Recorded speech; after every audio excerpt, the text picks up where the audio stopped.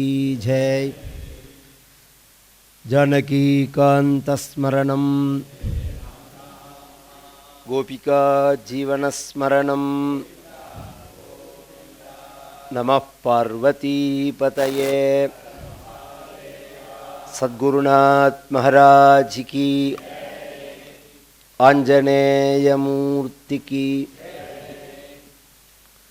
स्मृते सकल कल्याण भाजनम यत्र जायते पुरुषस्तमजं नित्यं व्रजामि शरणं हरिं। यशिवो नाम रूपाभ्यां या देवी सर्वमंगला। तयोः संस्मरणात् पुंसां सर्वतो जयमंगलम्। शिवनामनि भावितेऽन्तरङ्गे महति ज्योतिषि मालिनीमयार्धे। दुरितान्यपयान्ति दूरदूरे मुहुरायान्ति महान्ति मंगलानि। अमरी खबरी भारभ्रमरी मुखरी कृतं दूरी करोतु दुरितं गौरी चरणपङ्कजम्। कूजन्तं राम रामेति मधुरं मधुराक्षरम् आरुह्य कविता शाखां वन्दे वाल्मीकिकोकिलम्। आञ्जनेयमतिपाटलाननं काञ्चनाद्रिगमनीयविग्रहं पारिजाततरुमूलवासिनं भावयामि पवमाननन्दनं। यत्र यत्र रघुनाथकीर्तनं तत्र तत्र कृतमस्तकाञ्जलिं। बाष्पवारि परिपूर्णलोचनं मारुतिं नमत राक्षसान्तकं। मनोजवं मारुततुल्यवेगं जितेन्द्रियं बुद्धिमतां वरिष्ठं। वातात्मजं वानरयूथमुख्यं श्रीरामदूतं शिरसा नमामि। यः कर्णाञ्जलिसम्पुटैरहरहः सम्यक् पिबत्यादरात् वाल्मीकेर्वदनारविन्दगलितं रामायणाख्यं मधु। जन्मव्याधिजराविपत्तिमरणैः अत्यन्तसोपद्रवं संसारं सविहाय गच्छति पुमान् विष्णोः पदं शाश्वतं। वैदेही सहितं सुरद्रुमतले हैमे महामण्टपे मध्ये पुष्पकमासने मणिमये वीरासने सुस्थितम्। अग्रे वाचयति प्रभञ्जनसुते तत्त्वं मुनिभ्यः परं। व्याख्यान्तं भरदादिभिः परिवृतं रामं भजे श्यामलं। नमोऽस्तु रामाय सलक्ष्मणाय देव्यै च तस्यै जनकात्मजायै। नमोऽस्तु रुद्रेन्द्रयमानिलेभ्यो नमोऽस्तु चन्द्रार्कमरुद्गणेभ्यः। सकृदेव प्रपन्नाय तवास्मीति च याचते। अभयं सर्वभूतेभ्यो ददाम्येतद्व्रतं मम। बुद्धिर्बलं यशोधैर्यं निर्भयत्वमरोगता। अजाढ्यं वाक्पटुत्वं च हनुमत्स्मरणात् भवेत्। ओम श्री सीता लक्ष्मण भरत शत्रुघ्न हनुमत्समेत श्री रामचंद्राय परब्रह्मणे नमः। ओम सद्गुरु चरणारविंदाभ्यां नमः। वाग्देव्ये नमः। ओम हनुमते नमः। श्री हरये नमः।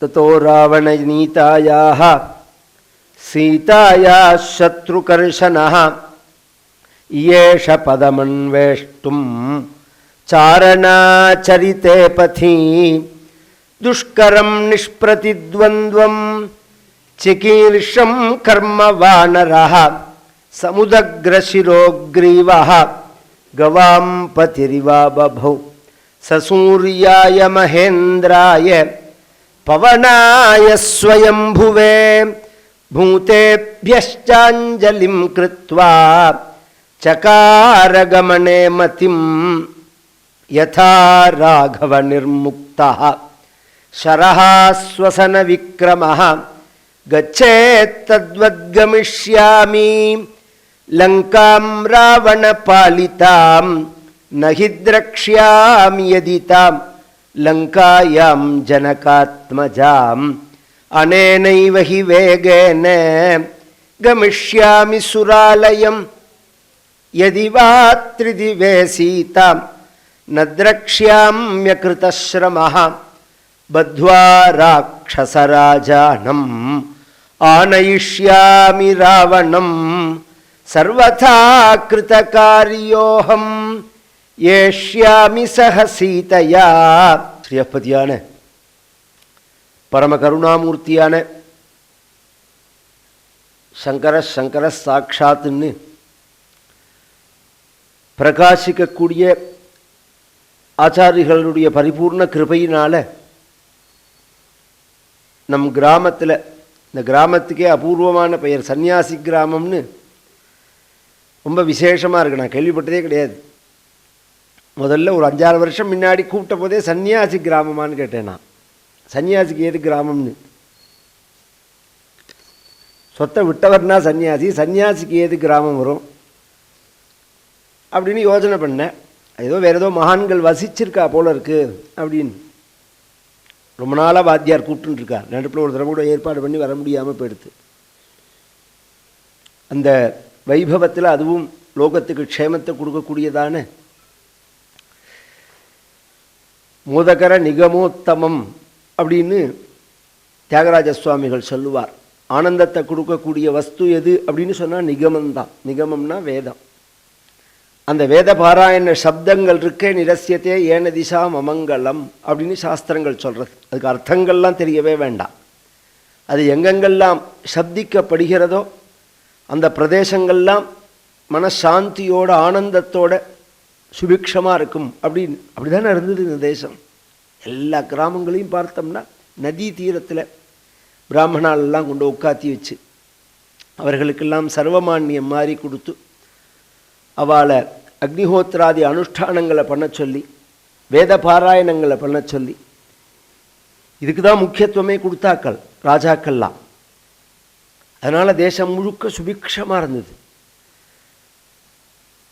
இங்கே பார்த்தோம்னா இப்போ எல்லாம் இருக்குது, ஆனால் இல்லாத மாதிரி இருக்குது. எதுவுமே எல்லாம் இருக்குது. நீங்கள் சுபிக்ஷத்துக்கு என்ன குறைச்சல்னு கேட்கலாம். பணம் இருக்குது எல்லார்ட்டையும், நிறையா பொருளாதார வசதியெல்லாம் ஜாஸ்தி ஆகிடுது. ஒரு காலத்தில் ஒருத்தரை பார்த்து சௌக்கியமா அப்படின்னு கேட்டோம்னா, சௌக்கியமா அப்படின்னு இப்படி கேட்டோம்னா இப்படி கண்ணை மூடின்னு சௌக்கியமாக இருக்கேன் அப்படிம்ப.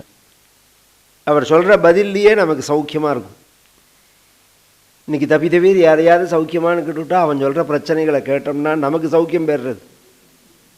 அவ்வளோ பிரச்சனைகள், அவ்வளோ கஷ்டம், அவ்வளோ ப்ரெஷர். பார்க்குறதுக்கு எல்லாரும் டிப்டாப்பாக ட்ரெஸ் பண்ணின்னு வராளே தவிர உள்ள ஒவ்வொருத்தருக்கும் பாய்லர் மாதிரி இருக்குது, கொதிக்கிறது. ஏதோ காரணம் சொல்கிறா. இங்கே காரணம் 1000 இருக்கலாம், சுகம் இல்லை அப்படிங்கிறது தான் விஷயம். இதுலேயே நாம் கவனித்தோம்னா ஒன்று தெரிஞ்சுக்கலாம். இந்த வசதி அப்போ கிடையாது. இந்த வசதி பட்னி நாம் கடக்கல. இந்த தேசம் சுபிக்ஷமான தேசம். இந்த தேசம் பொருளாதார ரீதியாக உலகத்துக்கே பணக்கார நாடு அப்படிங்கிறதுனால தான் எல்லாரும் நம்ம நாட்டை நோக்கி வந்தார்கள். ஹிஸ்ட்ரி எடுத்து பார்த்தோம்னா நம்ம நாட்டை நோக்கி தான் முகமதியர்கள் வந்தார்கள், துலுஷ்கர்கள் வந்தார்கள், பிரிட்டிஷ்கார கிறிஸ்துவர்கள் வந்தார்கள். இங்கே என்ன இருக்குன்னு வந்தார்கள்னா இந்த ஐஸ்வர்யம் அவ்வளோ இருந்தது, அதை தேடி தான் வந்தார்கள். அது ஒரு பக்கம் இருக்கட்டும்.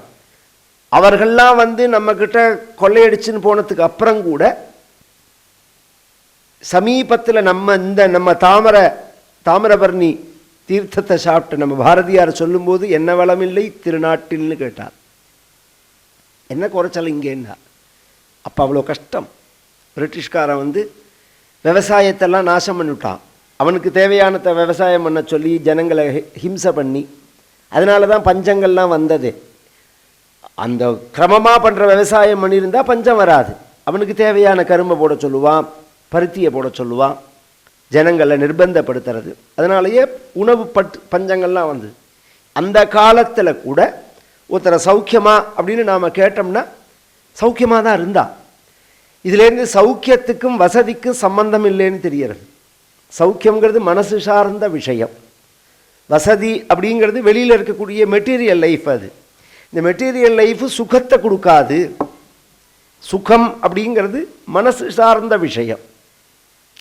இதை புண்ணியத்தினாலையும் தர்மத்தினாலையும் குரு கிருபையினாலையும் ஈஸ்வரானுகிரகத்தினாலையும் தான் அதை அடைய முடியும் அப்படிங்கிறது தான் யதார்த்தம். இப்போ நாம் சௌக்கியமாக இருக்கிறதா எதை தெரியுமோ நினச்சின்னு இருக்கோம். ஒரு ப்ராப்ளத்துக்கும் இன்னொரு ப்ராப்ளத்துக்கும் நடுப்பில் உள்ள கேப்பை சௌக்கியமாக இருக்கிறதா நினச்சின்னு இருக்கோம். நாம் சாட்டர்டே சண்டே மாதிரி ஒரு லீவு வந்தோடனே எல்லாருக்கும் உற்சாகமாக இருக்கா பத்தியில. அவன் என்ன நினைக்கிறான்னா, ஏன்னா ஒரு பிரச்சனை இப்போ தான் வெள்ளிக்கிழமையோடு முடிஞ்சிருக்கு, அடுத்து திங்கக்கிழமை ஆரம்பிக்க போகிறது, இதுக்கு மத்தியில் இருக்கக்கூடிய நாள சௌக்கியமாக இருக்கா மாதிரி நினச்சின்னு இருக்கோம். அப்படி அமைதியாக ஒன்றும் இல்லாமல் அங்கே சௌக்கியம் இல்லை, பிரச்சனை இல்லை. இப்படி சௌக்கியம் இல்லை, பிரச்சனை இல்லாத நிலையே நமக்கு சௌக்கியம் மாதிரி இருந்ததுன்னா உண்மையான சௌக்கியத்தை நாம் என்ன நினைப்போம்? அதுதான் இந்த கேள்வி. அந்த ஆனந்தத்தை அனுபவிச்சால் அல்லவோ தெரியும். அது லவலேஷம் எத்பாதபத்மம் மகதாம் மனோலிபிகி நிஷேவிதம் பிரம்மரசாசவார்த்திபிகி. தாக்ஷாயினி சொல்றாள், இன்னைக்கு பிரதோஷம் இல்லையா, அது எப்பேற்பட்டது தெரியுமா? தக்ஷா பரமேஸ்வரனுடைய சரணாரவிந்தம்ங்கிறது. எத் பாதபத்மம் மகதாம் மனோலிபிகி நிஷேவிதம் பிரம்மரசாசவார்த்திபிகி. இந்த பாதபத்மத்திலேருந்து பிரம்மரசம் அப்படிங்கிற ஒரு தேனானது வருஷிக்கிறதுனால லோகஸ்ய எத் வருஷதிச்ச அர்த்தினஹா, யார் பிரார்த்திக்கிறார்களோ அவர்களுக்கு வருஷிக்கிறான் பகவான், கொற்றான் ஆனந்தத்தை.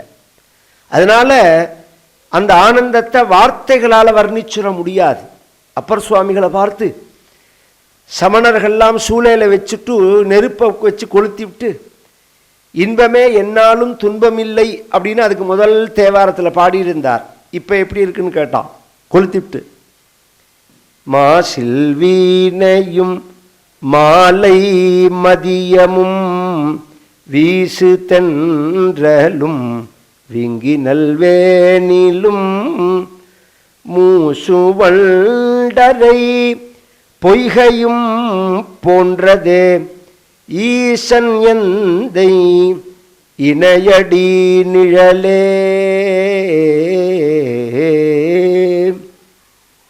என்ன ஒரு ஈஸ்வரானுகுரம், குரு கிருப்பை பாருங்கோ. ஆஞ்சநேயர் லங்கைக்கு கிளம்பினது பிரதோஷம்தான், பிரதோஷ சமயம்தான். விவரம் சொல்கிறேன் நான். 5 புலன்களாலையும் ஒரு மனிதன் சௌக்கியத்தை அனுபவிச்சா, சாத்வீகமான ஆனந்தத்தை அனுபவிச்சா, ஏன்னா ஆனந்தமே அந்த சுகமே சாத்வீகமா ராஜசமா தாமசமானு 3 நிலையில் இருக்கு.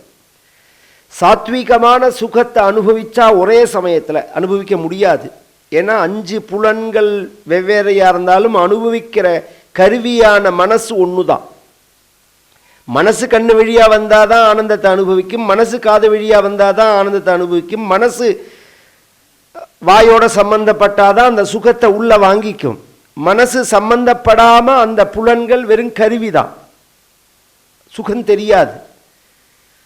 ஒரு ராஜா எப்படி 10 இந்த ஹால் இருக்குது, இங்கே ஒரு பாதை இருக்குது, இங்கே ஒரு பாதை இருக்குது, அங்கே ஒரு பாதை இருக்குது, இங்கே ஒரு பாதை இருக்குது, இங்கே ஒரு பாதை இருக்குன்னா சாப்பிட்றதுக்கு இப்படி போவார், தூங்குறதுக்கு இப்படி போவார், மீட்டிங்க்கு இப்படி போவார், வெளியில் போகிறதுக்கு இப்படி போவார்னு அப்படி ஒரு பாதையை வச்சுருப்பார்களோ, அது மாதிரி மனசாகிற ராஜா புலன்கள் வழியாக வெளியில் வரா. வெளியில் வெளி உலகத்தில் சுகம் இருக்கிறதா நினச்சின்னு கிரகிச்சுன்னு போகிறானவன்.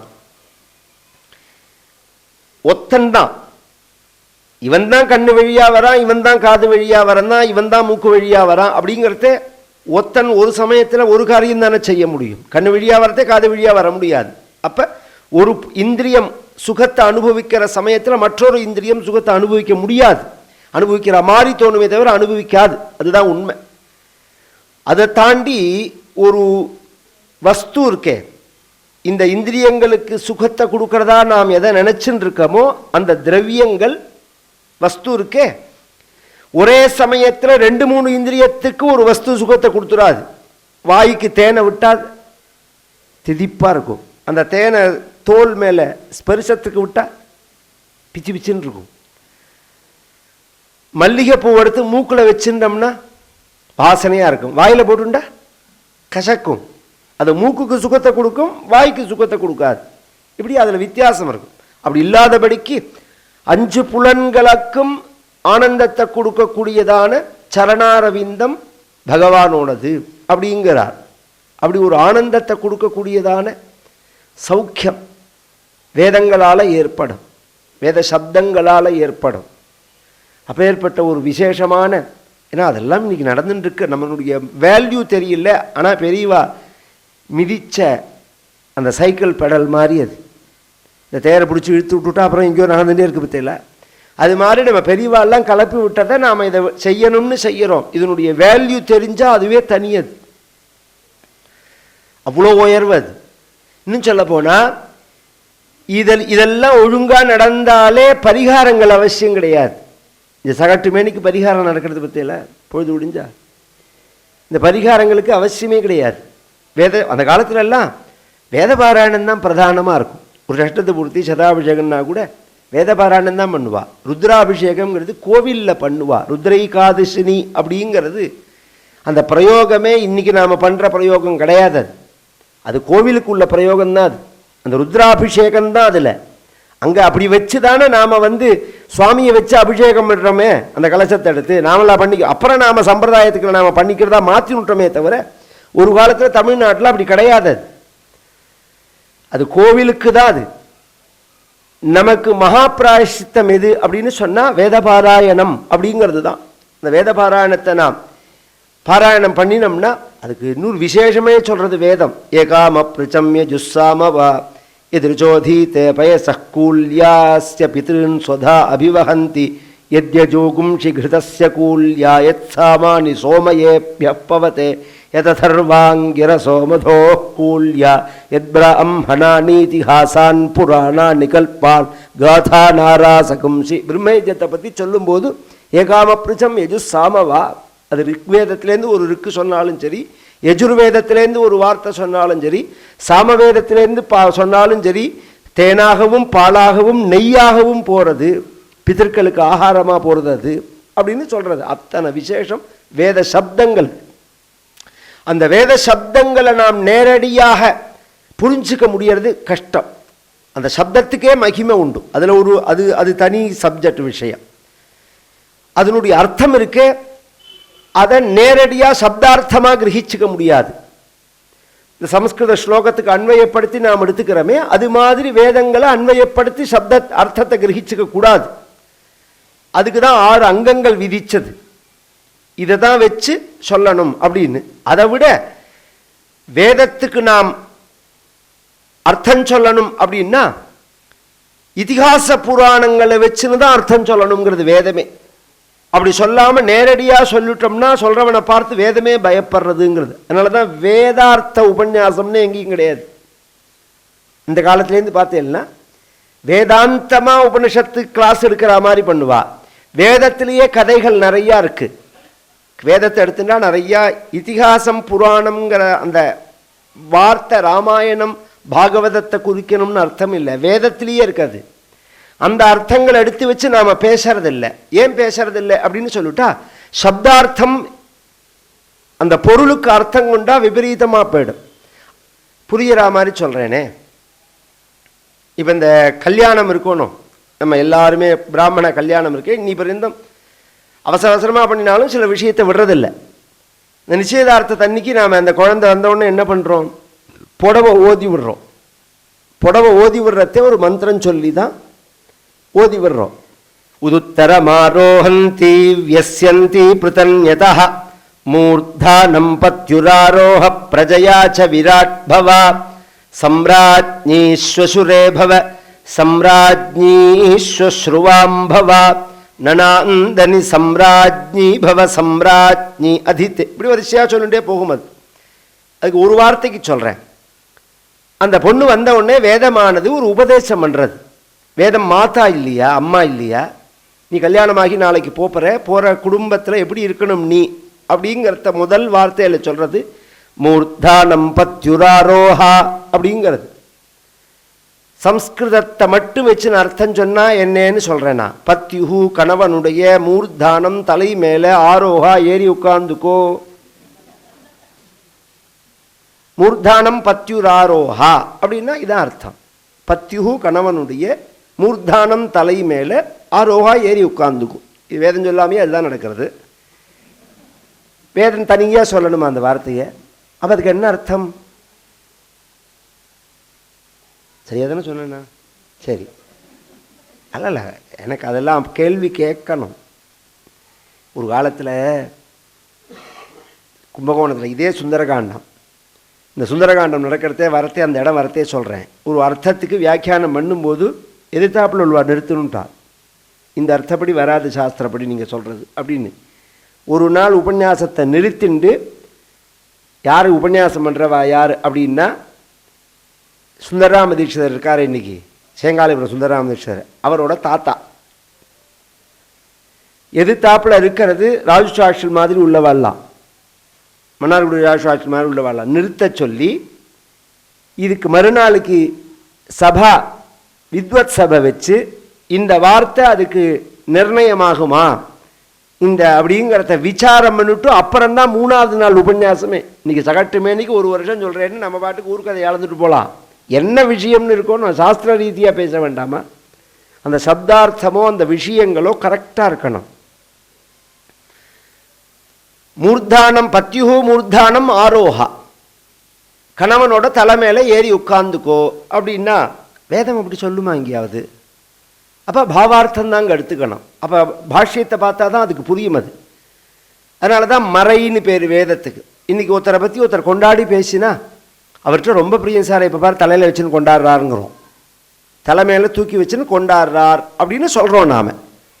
தலைமையில் தூக்கி வச்சுன்னு கொண்டாடுறார் அப்படின்னு சொன்னால் தலையில் தூக்கி வச்சுன்னு இருக்காருன்னு அர்த்தம். அப்படி அர்த்தம் இல்லை, அவ்வளோ பிரியம்னு அர்த்தம். அது மாதிரி வேதம் இங்கே சொல்கிறது, உன் கணவன் உன்னை தலையில் எப்போதும் தூக்கி வச்சுன்னு கொண்டாடுற மாதிரி நீ நடந்துக்கோன்னு சொல்கிறது அந்த பொண்ணை பார்த்து. இந்த அர்த்தம் எங்கே இருக்குது? கணவன் தலைமையில ஏறி உட்காந்துக்கோன்னு சொல்கிற அர்த்தம் எங்கே இருக்குது? அப்போ வேதம் இதிகாச புராணாபியாம் வேதம் சமூப பிரம்மயேத்துன்னு வேதத்தை வச்சுன்னு தான், இதிகாச புராணங்களை வச்சுன்னு தான் சொல்லணும் அர்த்தங்கள். எதுக்கு இத்தனையும் சொல்ல வரேன்னா, அந்த வேதம் எல்லாருக்கும் பிரயோஜனப்படணும். வேதார்த்தம் பொதுவான தர்மங்களை, மனுஷிய தர்மங்களை சொல்லின்னு போகிறது. பிரத்யேக தர்மங்களை வேதம் சொல்கிறது இல்லை. வர்ணாசிரம தர்மங்கள்லாம் ஸ்மிருதிகளில் எழுதப்பட்டது. ஏன்னா பகவான் மயா சிருஷ்டம் குணகர்ம விபாகசான்னு பிரிச்சுட்டார். அதை சாதுர்வர்ணியம் மயா சிருஷ்டம்னு 4 விதமான வர்ணங்கள் குணத்தினாலையும் தொழிலாலையும் அப்படிங்கிறதே மாறுபாடை உடையதுன்னு தான் அர்த்தம் அதுக்கு. அதை எல்லாருமே புரிஞ்சுக்கணும். சம்ஸ்கார விஷயம் வேற. ஒருத்தன் பிறப்புனால மட்டும் இன்னைக்கு ஜாதின்னு சொல்கிற மத்தியெல்லாம் அது பொருந்தாதுன்னு அர்த்தம். சுபாவத்தினாலையும் செயலாலையும் தான் அது பொருந்தும் அப்படின்னு அர்த்தம். வேதங்களில் சொல்லும்போது அந்த ரீதியில் தான் சொல்லப்பட்டது. பொதுவான தர்மங்களை தான். பொதுவான தர்மங்கள் அப்படின்னு சொன்னால் மனுஷனுக்குன்னு உள்ள பிரத்யேக தர்மம். தர்மம் அப்படிங்கிற சப்தத்துக்கே சுபாவம்னு தான் அர்த்தம். இதோ இப்போ இருக்குது, இதை பார்த்த உடனே ரோஜாப்பூன்னு சொல்கிறோம், இதை சம்பங்கின்னு சொல்கிறோம், இதை துளசி அப்படின்னு சொல்கிறோம். பார்த்த உடனே எப்படி சொல்கிறோம் நாம்? அதோட கலர், அதோட வாசனை, அதோட ஆக்கிருதி. ஒரு பொருளை இன்னொரு பொருள்லேருந்து எது வேறுபடுத்தி காண்பிக்கக்கூடிய தன்மையாக இருக்கோ அது அதனுடைய தர்மம். கவனித்து கேட்கணும். இப்போ மல்லிகைப்பூவின்னு சொல்கிறோம். இப்போ சீசனில் மல்லிகைப்பூ கிடையாது, முல்லைப்பூ கிடையாது. போலியாக மல்லிகைப்பூ மாதிரி ஒரு பூ இருக்குது, காட்டுப்பூ. அதை பார்த்த உடனே இது மல்லிகைப்பூ இல்லைன்னு நாமே சொல்கிறோம். இந்த மல்லிகைப்பூ மொட்டு இருக்கு பாருங்க, நந்தியாவட்ட மொட்டை வச்சுருவா அதில். இது மல்லிகைப்பூ இல்லை அப்படின்னு பார்த்த உடனே சொல்கிறோம். இது மல்லிகைப்பூ, இது மல்லிகைப்பூ இல்லை அப்படிங்கிறத ரெண்டையும் எது வேறுபடுத்தி காமிக்கிறது? ஒன்றை இன்னொன்னுலேருந்து ஒரு தனித்தன்மையானது ஒரு ஒரு 70% பாக்கியெல்லாம் ஒத்து போகிற மாதிரி இருந்தாலும் ஒரு தனித்தன்மை இருக்குது. பற்றில வாழைப்பழம்னு 10 வகையாக எடுத்து வச்சாலும் இது செவ்வாழைங்கிறோம், இது மலைப்பழங்கிறோம், இது ரஸ்தாலிங்கிறோம், இது பூவங்கிறோம், இது பச்சை வாழைங்கிறோம். ஒன்றுலேருந்து ஒன்றை வித்தியாசப்படுத்தி காண்பிக்கிறதே அந்த தன்மைக்கு தர்மம்னு சுபாவம்னு பேர். அதுபோல மனிதனுடைய சுபாவம் என்ன? இப்போ நாய், நரி, பன்னி, மிருகங்கள்லாம் இருக்குது, நாமும் இருக்கோம். நம்மோட சுபாவம் என்ன அப்படின்னு சொன்னால் சாப்பிட்றது, தூங்குறது, குழந்தை பெற்றுக்கிறது, கல்யாணம் பண்ணிக்கிறது, வீடு கட்டிக்கிறதான்னா கிடையாது. ஏன்னா ஆகார நித்ராபய மைதுனானி சாமான்யமே தத்து பசுபிர் நரானா தர்மோஹி தேஷாம் அதிகோ நரானாம் தர்மேன ஹீனாக பசுபி சமானாக. பர்திருஹரியோட நீதி சதகம் இது. ஆகார நித்ராபய மைதுனானி, சாப்பிட்றதோ தூங்குறதோ குழந்தை பெற்றுக்கிறதோ, பயம், தன்னை காப்பாற்றிக்கணுங்கிற உணர்வோ உலகத்தில் எல்லாருக்கும் இருக்கு. எல்லா ஜீவராசிகளுக்கும் அது உண்டு. இது இருந்ததுனால அவன் மனிதன்னு சொல்ல முடியாது, சாப்பிட்டதுனால அவன் மனிதன்னு சொல்ல முடியாது, தூங்குறதுனால அவனை மனிதன்னு சொல்ல முடியாது, குழந்தை பெற்றுக்கிறதுனால அவன் மனிதன்னு சொல்ல முடியாது, தன்னை காப்பாற்றிக்கிறதுக்காக வீடெல்லாம் கட்டின்னு இருக்கான், செக்யூராக இருக்காங்கிறதுனால மனிதன்னு சொல்ல முடியாது. ஏன்னா இது எல்லார்ட்டையுமே இருக்குது.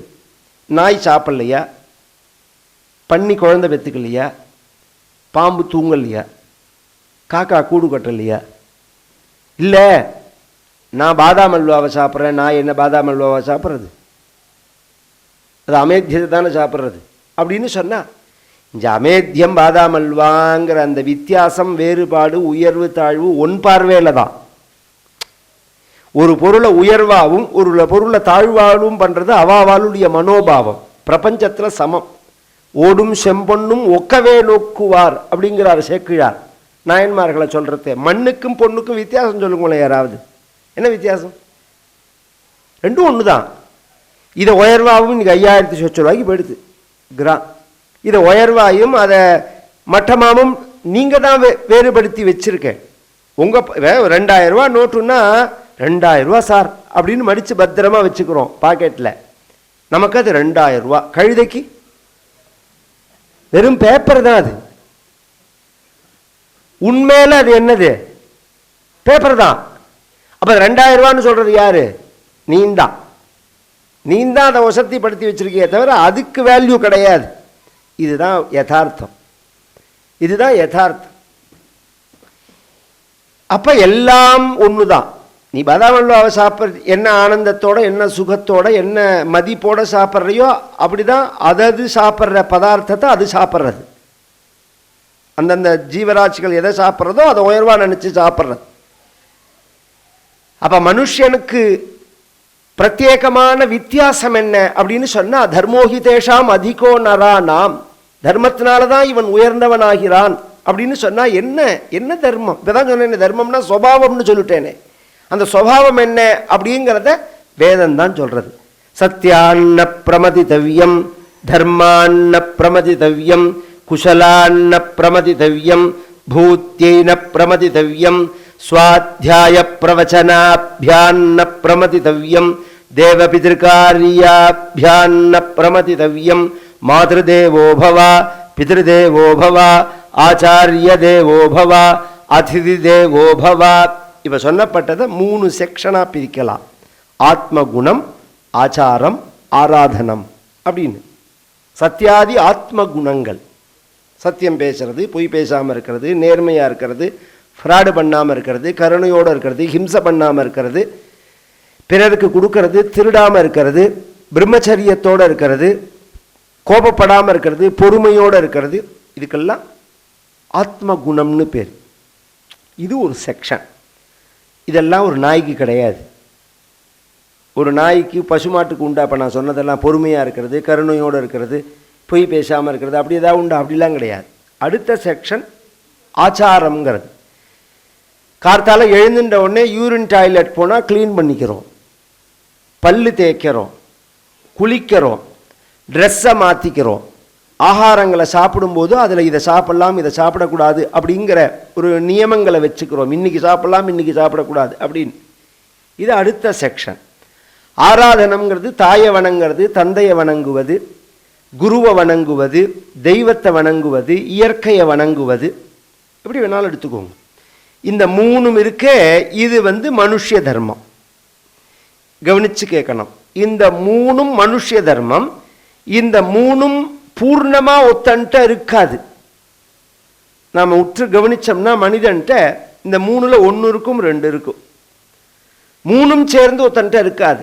சில பேரை பார்த்தா ரொம்ப நல்லவனாக இருப்பான், பொய் பேச மாட்டான், நேர்மையாக இருப்பான், கருணையோடு இருப்பான், தெய்வ நம்பிக்கையே இருக்காது. எனக்கு அதிலெல்லாம் நம்பிக்கை கிடையாது சார் அப்படின்னு ஒரே வார்த்தையில் சொல்லிடுவான். சில பேரை பார்த்தா பட்டையும் கொட்டையும் அமக்கலமாக இருக்கும், விபூதியும் எட்டுன்னு அவனை பார்த்தோம்னா பிரமிக்காருக்கும், வாயை திறந்தா ஃப்ராடு, ஒரே புழுகு, ஊரை ஏமாத்துறது, பொய் இப்படி இருக்கும். இன்னும் சில பேரை பார்த்தா ஆச்சாரம்ங்கிற பேரில் புறத்தியார் புராணம்னா ஒட்டை வாங்கிடுவான். ஆச்சாரமாக இருக்கணுங்கிறதெல்லாம் வாஸ்தவந்தான், புறத்தியாரை ஹிம்சை பண்ணக்கூடாது. புறத்தியாரை ஹிம்சை பண்ணாத பிறந்தான் அந்த ஆச்சாரங்கள்லாம். எங்கள் தாத்தா பிண்டபிதரி யஜ்ஜம் பண்ணும்போது எல்லாரையும் சாப்பிடுங்கோன்றுவார் குழந்தைகளெல்லாம். ஏன்னா அது 2 மணி ஆகும் மத்தியானம் முடியறதுக்கு. அதுவும் இஷ்டி காலத்தில் சில சமயம் சேர்ந்து முதல் நாளைக்கு பூர்வ இதோடு சேர்ந்து வரது 2 மணி ஆகிடும். நீங்களாம் சாப்பிட்ருக்கோம், எனக்கு தனியாக ஒரு அண்ணன் வச்சுருங்கோம்பர். இன்னும் சில பேர் இருந்தால் நான் சாப்பிட்டப்பிறந்தா அத்தனை பேர் அப்படிலாம் பாடாப்படுத்தியிருக்கா ஒரு காலத்தில். நான் சாப்பிட்ட பிறந்த, ஏன்னா ஸ்திரீகள் சாப்பிட்ட சேஷத்தை சாப்பிட மாட்டேன், அவா சாப்பிட்டதை சாப்பிட மாட்டேன், இவா சாப்பிட்டதை சாப்பிட மாட்டேன். இப்போ என்னாச்சு, பிண்டம் பெருங்காயமாக எடுத்துன்னேன், கிடைச்சா போரும்னு ஆயிடுது. இப்போ சோறு கிடைச்சா போருங்கிற நிலைக்கு வந்தாச்சு எல்லாரும். இதெல்லாம் படிச்சினது தானே காரணம். ஒழுங்காக அவாவா அவ காரியத்தை பார்த்துருந்தோம்னா. ஆச்சாரங்கிறது வேற, ஆச்சாரமாக தான் இருக்கணும். ஆச்சாரஹீனம் ந புனந்தி வேதா. ஆச்சாரம் இல்லைன்னா வேதம் ரட்சிக்காது. அதுக்கு எல்லை என்னங்கிறத நாமே தெரிஞ்சுக்கணும். மடியாக இருக்கிறதுனா புறத்தியார் மேலே படாமல் இருக்கிறது தான் மடியாக இருக்கிறது அர்த்தம் இல்லை. மனசுனால் அழுக்க தொடாமல் இருக்கிறது தான் மடி. அது மாதிரி ஆச்சாரங்கிறது சுத்தம். அந்த சுத்தம் என்னங்கிறது நமக்கு தான் தெரியணும். அது இந்த ஆச்சாரம், ஆராதனம், தெய்வத்தை வணங்கிறது, இந்த மூணும் மனுஷ தர்மம். இதைத்தான் வேதம் மிகுதியாக காமிச்சுன்னு போகிறது. இந்த மூணும் மனிதனுக்கு புரியணும் அப்படின்னு சொன்னால் அப்போ என்ன பண்ணுறான் பகவான், அந்த தர்மத்தினுடைய ஒரு 1/4 பங்கு குறையிற சமயத்தில் பண்ணின அவதாரம் தான் ராமாவதாரம். ராமாவதாரத்தை பகவான் பண்ணி வேதங்களில் சொல்லப்பட்ட அந்த தர்மங்களை கடைப்பிடித்தார்.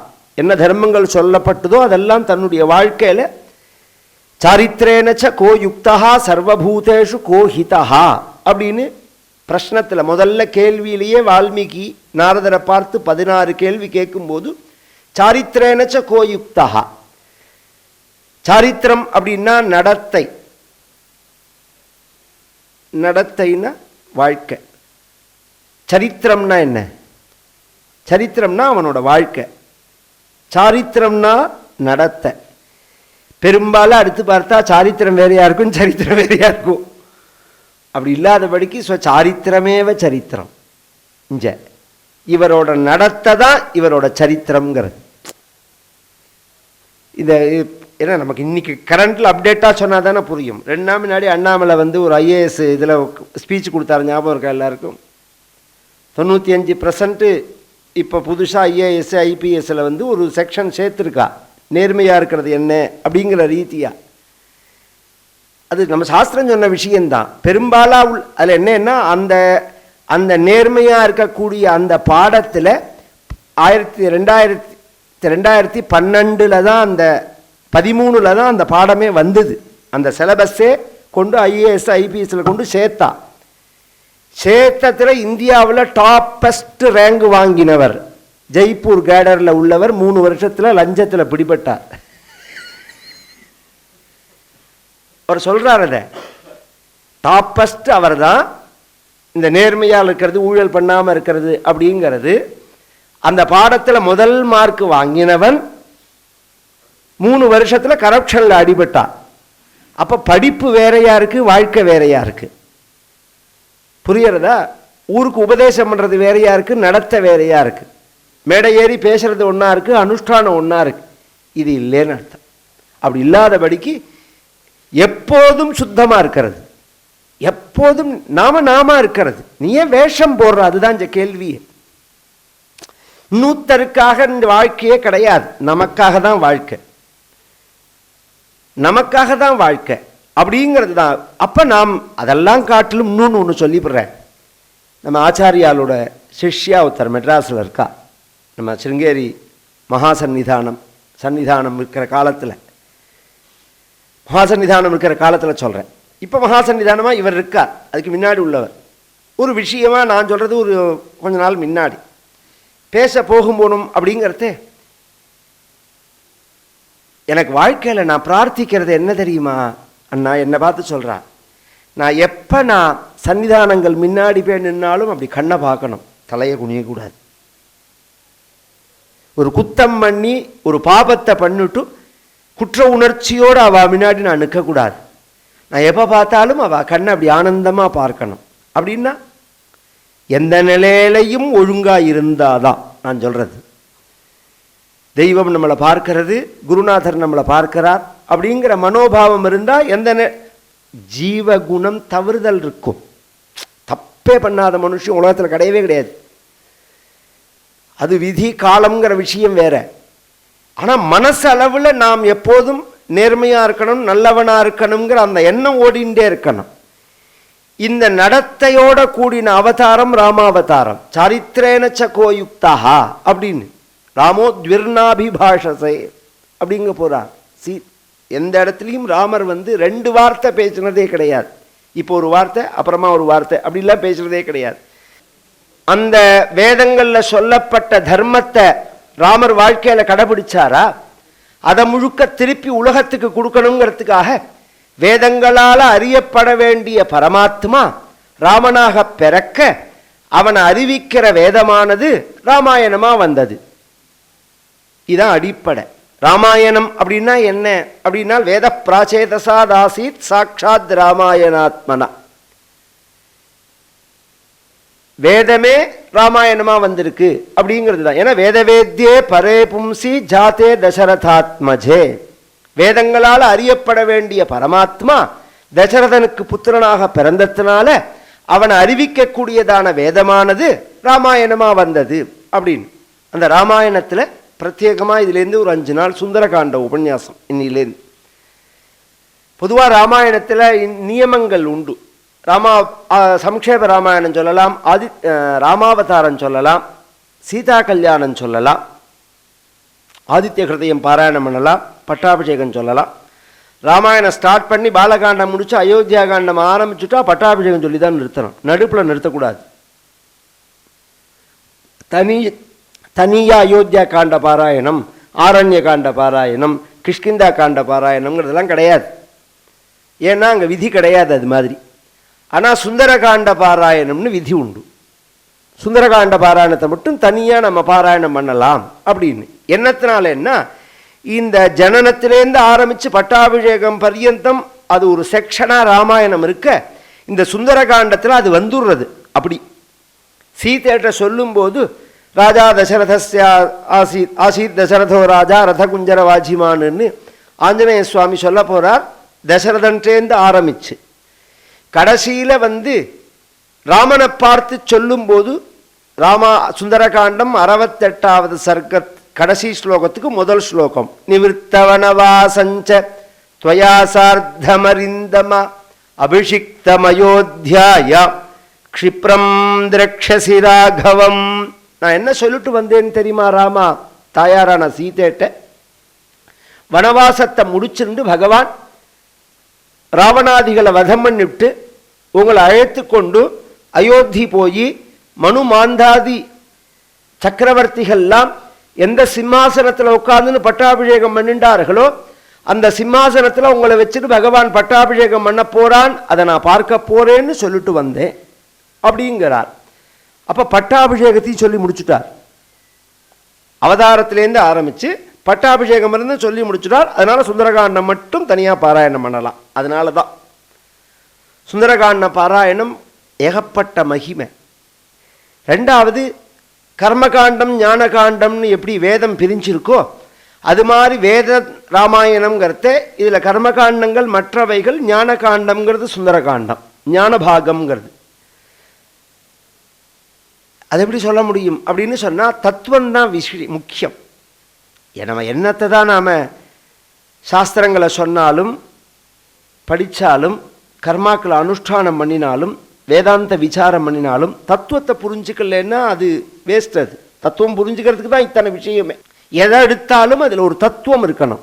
தத்துவத்துக்காக தான் நம்ம அது சொல்ல வருது. நமக்கு அதை நேரடியாக தத்துவத்தை சொன்னால் நமக்கு புரியாது. அப்படிங்கிறதுக்காக மூணு டைப்பாக அது பிரித்து சொல்கிறது சாஸ்திரங்கள். நமக்கு ஒரு கதையாக சொல்கிறது. ராமர்னு ஒருத்தர் இருந்தார், சீதைன்னு ஒருத்தர் இருந்தார், ராவணன் ஒரு ராட்சசன் இருந்தான், தூக்கின்னு போனான். ராவணனை வதம் பண்ணினார், சீதையை அழிச்சுன்னு வந்தார். இதில் ராமர் நல்லவர், ராவணன் கெட்டவர், இப்படி தானே சொல்கிறோம். அப்படி எடுத்துக்காதபடிக்கு ராமருங்கிறவர் பரமாத்மா, சீதைங்கிறது ஜீவாத்மா. ராமர் பரமாத்மா, சீதை ஜீவாத்மா. ராவணனுக்கு 10 தலை இருக்கா? 10 தலை, 10 இந்திரியம். இந்த ஜீவனை அந்தர்முகமா போகாத படிக்கு பகிர்முகமா பிரபஞ்சத்தில் கொண்டு தள்ளி விடுறது எது? இந்திரியம்தான், புலன்கள் தான். இந்த இந்திரியங்கள் முழுக்க வெளிநோக்கிற மாதிரி பிரம்மா படைச்சுட்டார். உள்ள ஒரு 2 செகண்ட் கண்ணை மூடிண்டா கொல்ல போற மாதிரி இருக்கு. ஒரு 2 செகண்ட் கண்ணை மூடிண்ட உடனே என்னமோ தூக்கி போட்டா மாதிரி இருக்கு. உடனே நிமிச்சு ஒரு தடவை பார்த்துக்குவோம். இத்தனை நாளாக கண்ணை மூடின்னு என்னத்தை கண்டோம், என்ன இப்போ நஷ்டமாயிடுச்சு நமக்கு. கொஞ்சம் யோசனை பண்ணுங்க. வரவே வராது. தலைவே நின்னாலும் முடியாது. பேசாமல் அதுவும் இந்த கொரோனா வந்ததுலேயே பாதி பேருக்கு பைத்தியம் முடிச்சு போயிடுது. ஏன்னா வெளியில் போக முடியாமல் பேசாமல் பழகாமல். எவ்வளோ ஆனந்தமான சமயம் அது. அவா ஜம்முன்னு ஸ்நானம் பண்ணிவிட்டு, நம்ம பெரியவாளாக இருந்தான்னா ஜம்முன்னு ஸ்நானம் பண்ணிவிட்டு பூஜை பண்ணின்னு ஜபம் பண்ணின்னு பாராயணம் பண்ணின்னு மடியா ஆற்றுல. எல்லாத்துக்கும் மேலே நான் ரொம்ப சந்தோஷப்பட்ட விஷயம் என்னென்னா அவா சமைச்சு சாப்பிட்ற மாதிரி வந்தது. பற்றியெல்லாம் அனாச்சாரமே கிடையாது. அனாச்சாரமே கிடையாது. நீங்கள் தான் வெடிச்சு தின்னாகணும். ஏன்னா வெளியில் போய் ஒன்று வாங்கி சாப்பிட முடியாது அப்படிங்கிற மாதிரி இருந்தது. பற்றியெல்லாம் அது ரொம்ப சந்தோஷப்பட்டேன். இதில் ரொம்ப அதில் இன்னொரு ப்ளஸ் என்னன்னா சமைக்க தெரியாத வாழ்க்கெல்லாம் சமையல் கற்றுந்தா அப்படிங்கிற மாதிரி இல்லை. எத்தனையோ விஷயங்கள் பகவான் எதுவுமே கரெக்டாக தான் பண்ணுவார். அவர் எதுவுமே தப்பு பண்ண மாட்டார். நம்மளை கரெக்ட் பண்ணுறது தான் பகவானுடைய வேலையே. இந்த புலன்கள் நம்மளை கொண்டு வெளியில் தள்ளும் போது எதனால் அப்படி பண்ணுறதுன்னா மாயையினுடைய துணையினால. இந்த பிரபஞ்சம் மாயை, புலன்கள் மாயை பக்கம் நம்மளை இழுக்கிறது, மாயை காமிச்சு நம்மளை இழுக்கிறது. ராவணன் அப்படிங்கிற 10 இந்திரியம் மாரீச்சன் அப்படிங்கிற மாயையை காமிச்சு ஜீவனாகிற சீதையை பரமாத்மாவான ராமன்டேந்து பிரித்து கொண்டு வந்துடுறான். அப்படி பரமாத்மாவோட சேர்ந்து இருக்கு. ரெண்டுக்குள்ள பேதம் கிடையாது. ஜீவாத்மா பரமாத்மா அப்படின்னு நாம் சொல்கிறோமே தவிர ச ஏகா அப்படின்னு தான் வேதம் சொல்கிறது. சில இடங்களில் துவாவிமோ புருஷ வியாக்ரவுன்னு சில இடங்களில் சொல்லும்போதோ அல்லது சாக்கையில் கலையில் 2 பறவைகள் உட்கார்ந்துருந்தது அப்படின்னு உபனிஷத்தில் சில பாகங்கள் வரத்தேவோ அந்த ஜீவாத்மா பரமாத்மா விஷயமாக தான் சொல்கிறது. இது துவைதத்தை சொல்கிற மாதிரி இருந்தாலும் அத்வைதம்தான் பிரதான விஷயம். பல இடங்களில் புராணங்கள்லேயும் சரி வேதங்கள்லேயும் சரி அத்வைதம்தான் சித்தாந்தம் பண்ணப்பட்டிருக்கு. இப்போ துவைதம்னு சொல்கிறோம், விசிஷ்டாத்வைதம்னு சொல்கிறோம். நம்ம மதத்திலேயே எடுத்துப்போமேனால் அதெல்லாம் அத்வைதம்னு ஆச்சாரியால் ஒரு படி போட்டதுக்கு அப்புறம் தானே நீங்கள் அடுத்த படியெல்லாம் கட்டுறேன். அதுக்கு முன்னாடி அது இங்கே தானே. அதான கேள்வி. ஃபஸ்ட்டு முடிக்க அவுக்கிறது தானே கஷ்டம். அப்புறம் 1000 மேலே கட்டடம் கட்டலாம். நீங்கள் அஸ்திவாரம் போடுறது தானே கஷ்டம். ஆச்சாரியால் முதல்ல அதுதானே போட்டு கொடுத்தார் நமக்கு. அதுக்கு மேலே நீங்கள் துவைதத்தை சொல்லலாம், விசிஷ்டாத்வைதத்தை சொல்லலாம். எல்லாம் அந்த பாதையில் போகிற விஷயந்தான். அது அதிகாரியை பொறுத்து மாறுறதே தவிர முடிவில் எங்கே போய் கொண்டு விடும்னா இது துவைதம் அசிஷ்டாத்வைதம் இல்லை. 5 விஷயமா இருக்குது. 5 தத்துவமாக இருக்குது, 4 தத்துவமாக இருக்குது, 3 தத்துவமாக இருக்குது, 2 தத்துவமாக இருக்குது, 1 தத்துவமாக இருக்குது. நம்ம சாஸ்திரத்தில் இந்த பகவத் விஷயமே 5 விஷயமா இருக்குது. அதெல்லாம் ரொம்ப ஏன்னா நம்ம நினச்சிட்டு இருக்கோம் கோவிலுக்கு போனால் நெல்லையப்பரையும் காஞ்சிபதியும் தரிசனம்ட்டு வந்தாலும் இந்து மதம் பூர்த்தியாக எடுத்துன்னு நினச்சிட்டு இருக்கோம். உள்ள 1000 விஷயம் இருக்குதுல்ல. அதெல்லாம் விட்டுருவோம். இந்த அடிப்படையில் ஜீவாத்ம பரமாத்ம ஐக்கியந்தான் பிரயோஜனம் சிருஷ்டிக்கே. இந்த ஜீவாத்மா பரமாத்மாவை விட்டு பிரியறதே மாயையினால தான். மாயையினால பிரிக்கப்பட்ட அந்த ஜீவனை பரமாத்மாவோட சேர்த்து வைக்கிறது யாருன்னா ஆச்சாரியன் தான். ஆச்சாரியன் தான் பரமாத்மாவோட மகிமையை சொல்லி இந்த ஜீவனுடைய ஒரு பக்தியை வளர்த்து பரமாத்மாவோட சேர்த்து வைக்கிறது. ஆச்சாரியன் பரமாத்மா கிட்ட சிபார்சு பண்ணுவார். நம்ம மகா சந்நிதானம் இருந்தார் பாருங்க, ஜேஷ்ட மகா, அதான் எனக்கு அந்த அபினவ வித்யாதீர்த்தர், அவருக்கு முன்னாடி சந்திரசேகர பாரதி பெரிவாள். அந்த சந்திரசேகர பாரதி பெரிவாள் பல நாள் சாரதாம்பாள்கிட்ட பிரார்த்திக்கும் போது ஸ்ரீனிவாசன பூர்ண ஞானியா பண்ணுன்னு பிரார்த்திச்சார்னு வரும். இவருக்கு மகாசன்னி முன்னாடி இருந்த ஜேஷ்ட மகாசன்னிதானத்துக்கு ஸ்ரீனிவாசன் பூர்வாசிரம சர்மா, பூர்வாசிரம பெயர் ஸ்ரீனிவாசன் பேர். பல தடவை பிரார்த்திச்சார் அப்படின்னே வருமங்க அவருடைய சரித்திரத்தில். பின்னாடி அவர் காலத்துக்கு அப்புறம் கொண்டு குரு கிருபா விலாசமோ அல்லது நம்ம உமேஷ் எழுதினத்திலேயோ பார்த்தோம்னா, குருவுக்கு வேலையே அதுதான். சிஷ்யனை கொண்டு போய் பகவான்கிட்ட சேர்க்கறது தான் குருவுக்கு வேலையே. அதுதான் குருவே, அதுக்கு தான் குருவே. இந்த ராமாயணத்தில் ராமன்கிற பரமாத்மா கிட்ட ராவணனால் பிரித்து கொண்டு போகப்பட்ட சீதைங்கிற ஜீவாத்மாவை கொண்டு சேர்க்கக்கூடிய குருவா ஆஞ்சநேயர் இருக்கார்னா. ஆஞ்சநேயரை குருன்னு சொல்லலாமா அப்படின்னா நான் சொல்லலை, வால்மீகியே சொல்கிறார். தத்தோ ராவண நீதாயாக சீதாயா சத்ருகர்ஷனா ஈயேஷ பதவன் வேட்டும் சாரணாச்சரித்தே பத்திங்கிறாரோனோ. அதுக்கு ரெண்டு அர்த்தம். அது ஆகாச மார்க்கம்னு ஒரு அர்த்தம், ஆச்சாரியர்கள் போன பாதைன்னு அர்த்தம். ரெண்டு வழியாகும், சரகதி பக்ஷணயோகம்னு தாத்து. அது அந்த வழியில் போய் இவர் சேர்த்தார் அப்படின்னு சொல்கிறோம். அந்த ஆச்சாரிய, அதனால தான் அனுமத் சமேத குருனா பிரக்யாபிதாரிய புமான்னு நிகமாந்த மகாதேசிகரும் ஒரு இடத்துல ஸ்தோத்திரத்தில் சொல்கிறார். ஆஞ்சநேய சுவாமியை குருவாக சொல்கிறார் அவர். அதனால சுந்தரகாண்டம் அப்படிங்கிறது ரொம்ப விசேஷம். அதெல்லாம் பெரிய விஷயம், நமக்கு புரிகிற மாதிரி சொல்கிறேன். நாம் சுவாமிகிட்ட போகிறதே கஷ்ட நிவர்த்திக்கு தான். நீங்கள் வேதாந்தத்தை சொல்கிறீங்களா, தத்துவத்தை சொல்கிறீங்களா, அதை சொல்கிறீங்களா, இதை சொல்கிறீங்களா, அதெல்லாம் கேட்குறதுக்கு நல்லா இருக்கே தவிர பொழுது முடிஞ்சால் பிரச்சனையாக இருக்குது, கஷ்டமாக இருக்குது. அதனோட விளைவு என்னன்னா வழிபாட்டு முறையே மாறி போயிடுது. ஒரு காலத்தில் பார்த்தோம்னா நம்ம நடுப்பில் ராஜராஜேஸ்வரி இருக்கும், கோமதி, நம்மளுடைய நெல்லையப்பர் இருப்பார், கோமதி இருப்பார், அம்பாள் இருப்பார், ராம பட்டாபிஷேகம் இருக்கும். 3-4 படத்தை தவிர ஆற்றுல வேறு படமே இருக்காது. இப்போ அதை தவிர கழுத படம் உள்பட இருக்குது. வாசலில் மாட்டி வச்சுருக்கான், என்ன பார் யோகம் வரும் அப்படின்னு போட்டிருக்கு. அதுக்கு தினம் தூபம் காமிச்சு ஊதுபத்தி காமிச்சு நமஸ்காரம் வேற பண்ணுறான். இவனுக்கு 5 ரூபா பணம் வரும்னா இவன் எதை வேணாலும் பண்ணுவாங்கிறது தெரியறதோனும் ஜனங்களோட. அப்போ சுபாவமே மாறி போயிடுது. இதுக்கு எதுக்கு மனுஷனா பிறக்கணும்? மனுஷனா பிறந்ததே உயர்ந்த நிலையை அடையிறதுக்கு தானே. நமக்கு கஷ்ட நிவர்த்தி ஆகணுங்கிறது நாளுக்கு நாள் கஷ்டம். இது இந்த ரொம்ப பேருக்கு ஒரு விஷயம் ஆச்சரியமாக இருக்கும். நாஸ்திகவாத பிரச்சாரம் தொடங்கினத்திலேருந்து ஆரம்பித்தோம்னா நாளுக்கு நாள் ஆஸ்திக கூட்டம் ஜாஸ்தி ஆகின்னு இருக்கே தவிர குறையலை. கவனிச்சா தெரியும். நாளுக்கு நாள் கோவில்கள்லையோ உற்சவங்கள்லையோ இதுலையோ பார்த்தா ரொம்ப ஜாஸ்தியாக இருக்குது. முந்திலாம் சாதாரண நாளில் நித்தியப்படி நம்ம போய் இந்த விஸ்ராந்தியாக நெல்லையப்பர் காந்தி மதிய தரிசனம் பண்ணிட்டு வந்தது போக இப்போ உள்ளே போக முடியல கோவிலுக்குள்ளே. எந்த கோவில் எடுத்தாலும் அப்படி விஸ்ராந்தியாக சாந்தியாக போய் தரிசனம் பண்ணிட்டு வந்தோம் இல்லை. ஜனங்கள் மோதுறது, ஜனங்கள் அலை மோதுறது.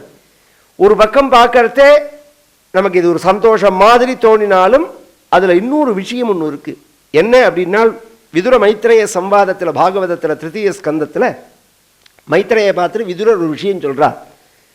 ஜனஸ்ய கிருஷ்ணாத் விமுகஸ்ய தெய்வாத் அதர்மசீலஸ்ய சுதுக்கிதஸ்ய அனுக்ரஹாயேஹ சரந்தி நூனம் பூதானி பௌயானி ஜனார்தனஸ்ய. மகான்களுடைய பிரயோஜனம் என்ன அப்படின்னு சொன்னால், ஜனங்கள் தர்மத்தை விட்டும் பிரம்மத்தை விட்டும் விலகிறார், பகவானை விட்டும் விலகிறார். விமுகஸ்ய தெய்வாத், தெய்வத்தை விட்டு விலகினா அதனுடைய தன்மை என்ன அதுனால் அதர்மசீலஸ்ய, அதர்மங்கிறது சீலமாயிடுறது. சீலம் சுபாவே சத்விருத்தி, நல்ல விற்த்தியை சொல்கிறது தான் சீலம்ங்கிறது. ஆனால் நடத்தைன்னு அர்த்தம், அதுக்கு சுபாவம்னு அர்த்தம். அதர்மமே சுபாவமாக ஆயிடுறது. அதர்மத்தை பண்ணினா சுதுக்கிதஸ்ய. வித்யாரண்யால் சொன்னாலும் புண்ணியஸ்து பலமிச்சந்தி புண்ணியம் நெச்சந்தி மாணவாக ந பாப பலமிச்சந்தி பாபம் குருவந்தி சர்வதா. சதா சர்வ காலமும் பாவத்தை தான் பண்ணுறானே தவிர புண்ணியம் வேணும்னு புண்ணியத்தினுடைய பலனான சௌக்கியத்தை விரும்புகிறான். புண்ணியத்தினுடைய பலனான சௌக்கியத்தை விரும்புகிறான், புண்ணியத்தை விரும்பல. புண்ணியசிய பலமிச்சந்தி புண்ணியம் நேச்சந்தி மாணவாக ந பாப பலமிச்சந்தி. பாபத்தினுடைய பலனான கஷ்டத்தை யாரும் விரும்பல. ஆனால் பாபம் குருவந்தி சர்வதா, எப்போ பாரு பாபத்தை தான் பண்ணிட்டே இருக்கான். அப்படிங்கிறத சுது அதர்மசீலஸ்ய சுதுக்கிதஸ்ய மேலே மேலே கஷ்டம்தான் வரும். என்ன பண்ணுறியோ அதை விதைக்கிறியோ அதை தான் அறுவடை பண்ணி ஆகணும். இது மாதிரி துன்பத்தில் ஈடுபடக்கூடிய துக்கத்தில் இருக்கக்கூடிய சாது ஜனங்களுக்கு ஒரு விஸ்ராந்தி, ஒரு சாந்தி, ஒரு ஆனந்தம், ஒரு சுகம், ஒரு நிம்மதி எதனால் கிடைக்கிறது அப்படின்னா குரு தரிசனத்தினால கிடைக்கிறது. அனுகிரகா ஏகச்சரந்தி நூனம் பூதா. ஏன்னா தெய்வத்தை நாம் நேர பார்க்கல. ஒரு 5 நிமிஷம் பதஞ்சலி யோக சூத்திரம் சொல்லுவார். யோகா சித்தவருத்தி நிரோதா அப்படின்னு ஃபஸ்ட்டு சூத்திரம். மனசை நிறுத்துறதுக்கு தான் யோகம்னு பேர். எதுக்காக நிறுத்தணும்? ஆனந்தமாக இருக்கும். அப்படின்னா மனசை நிறுத்தி பாரு, தெரியும்.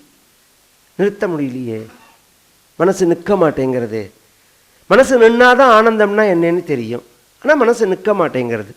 அதுக்கு வியாக்கியானக்காரர் ஒருத்தர் சொன்னார், நீ முதல்ல மனசை நிறுத்துறது கஷ்டம், அவ்வளோ சுலபம் இல்லை. ஏன்னா அபியாசேனது கௌந்தேய வைராக்கியனச்ச கிரகியத்தை அபியாச வைராக்கியாபியாம் தன்னிரோதான்னு அவரே அடுத்த 4-5 சூத்திரம் தண்டி ஒரு சூத்திரத்தில் சொல்கிறார். அவ்வளோ சுலபமாக நிறுத்த முடியாதுன்னு.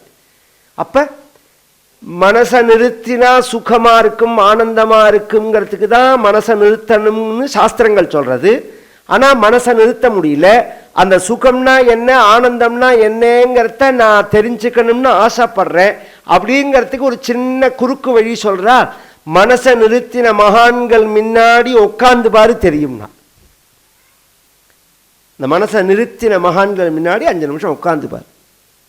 இங்கே என்ன பெரியவா வந்து சொத்தை எழுதி கொடுக்குறா நமக்கு. போன உடனே இந்த பெரிய இதிலெல்லாம் கொடுக்குற மாதிரிலாம் வெறும் அட்சத்தை தான் கொடுக்குறா. அது கூட சமைக்க கூட முடியாது அதில் கொண்டு வந்து. அது மாதிரி மந்திராட்சதை தான். ஆனால் பார்த்தா அப்படி இருக்கே, அப்படி ஒரு ஆனந்தம், அப்படி ஒரு சாந்தி, அப்படி ஒரு ஒரு நிம்மதி.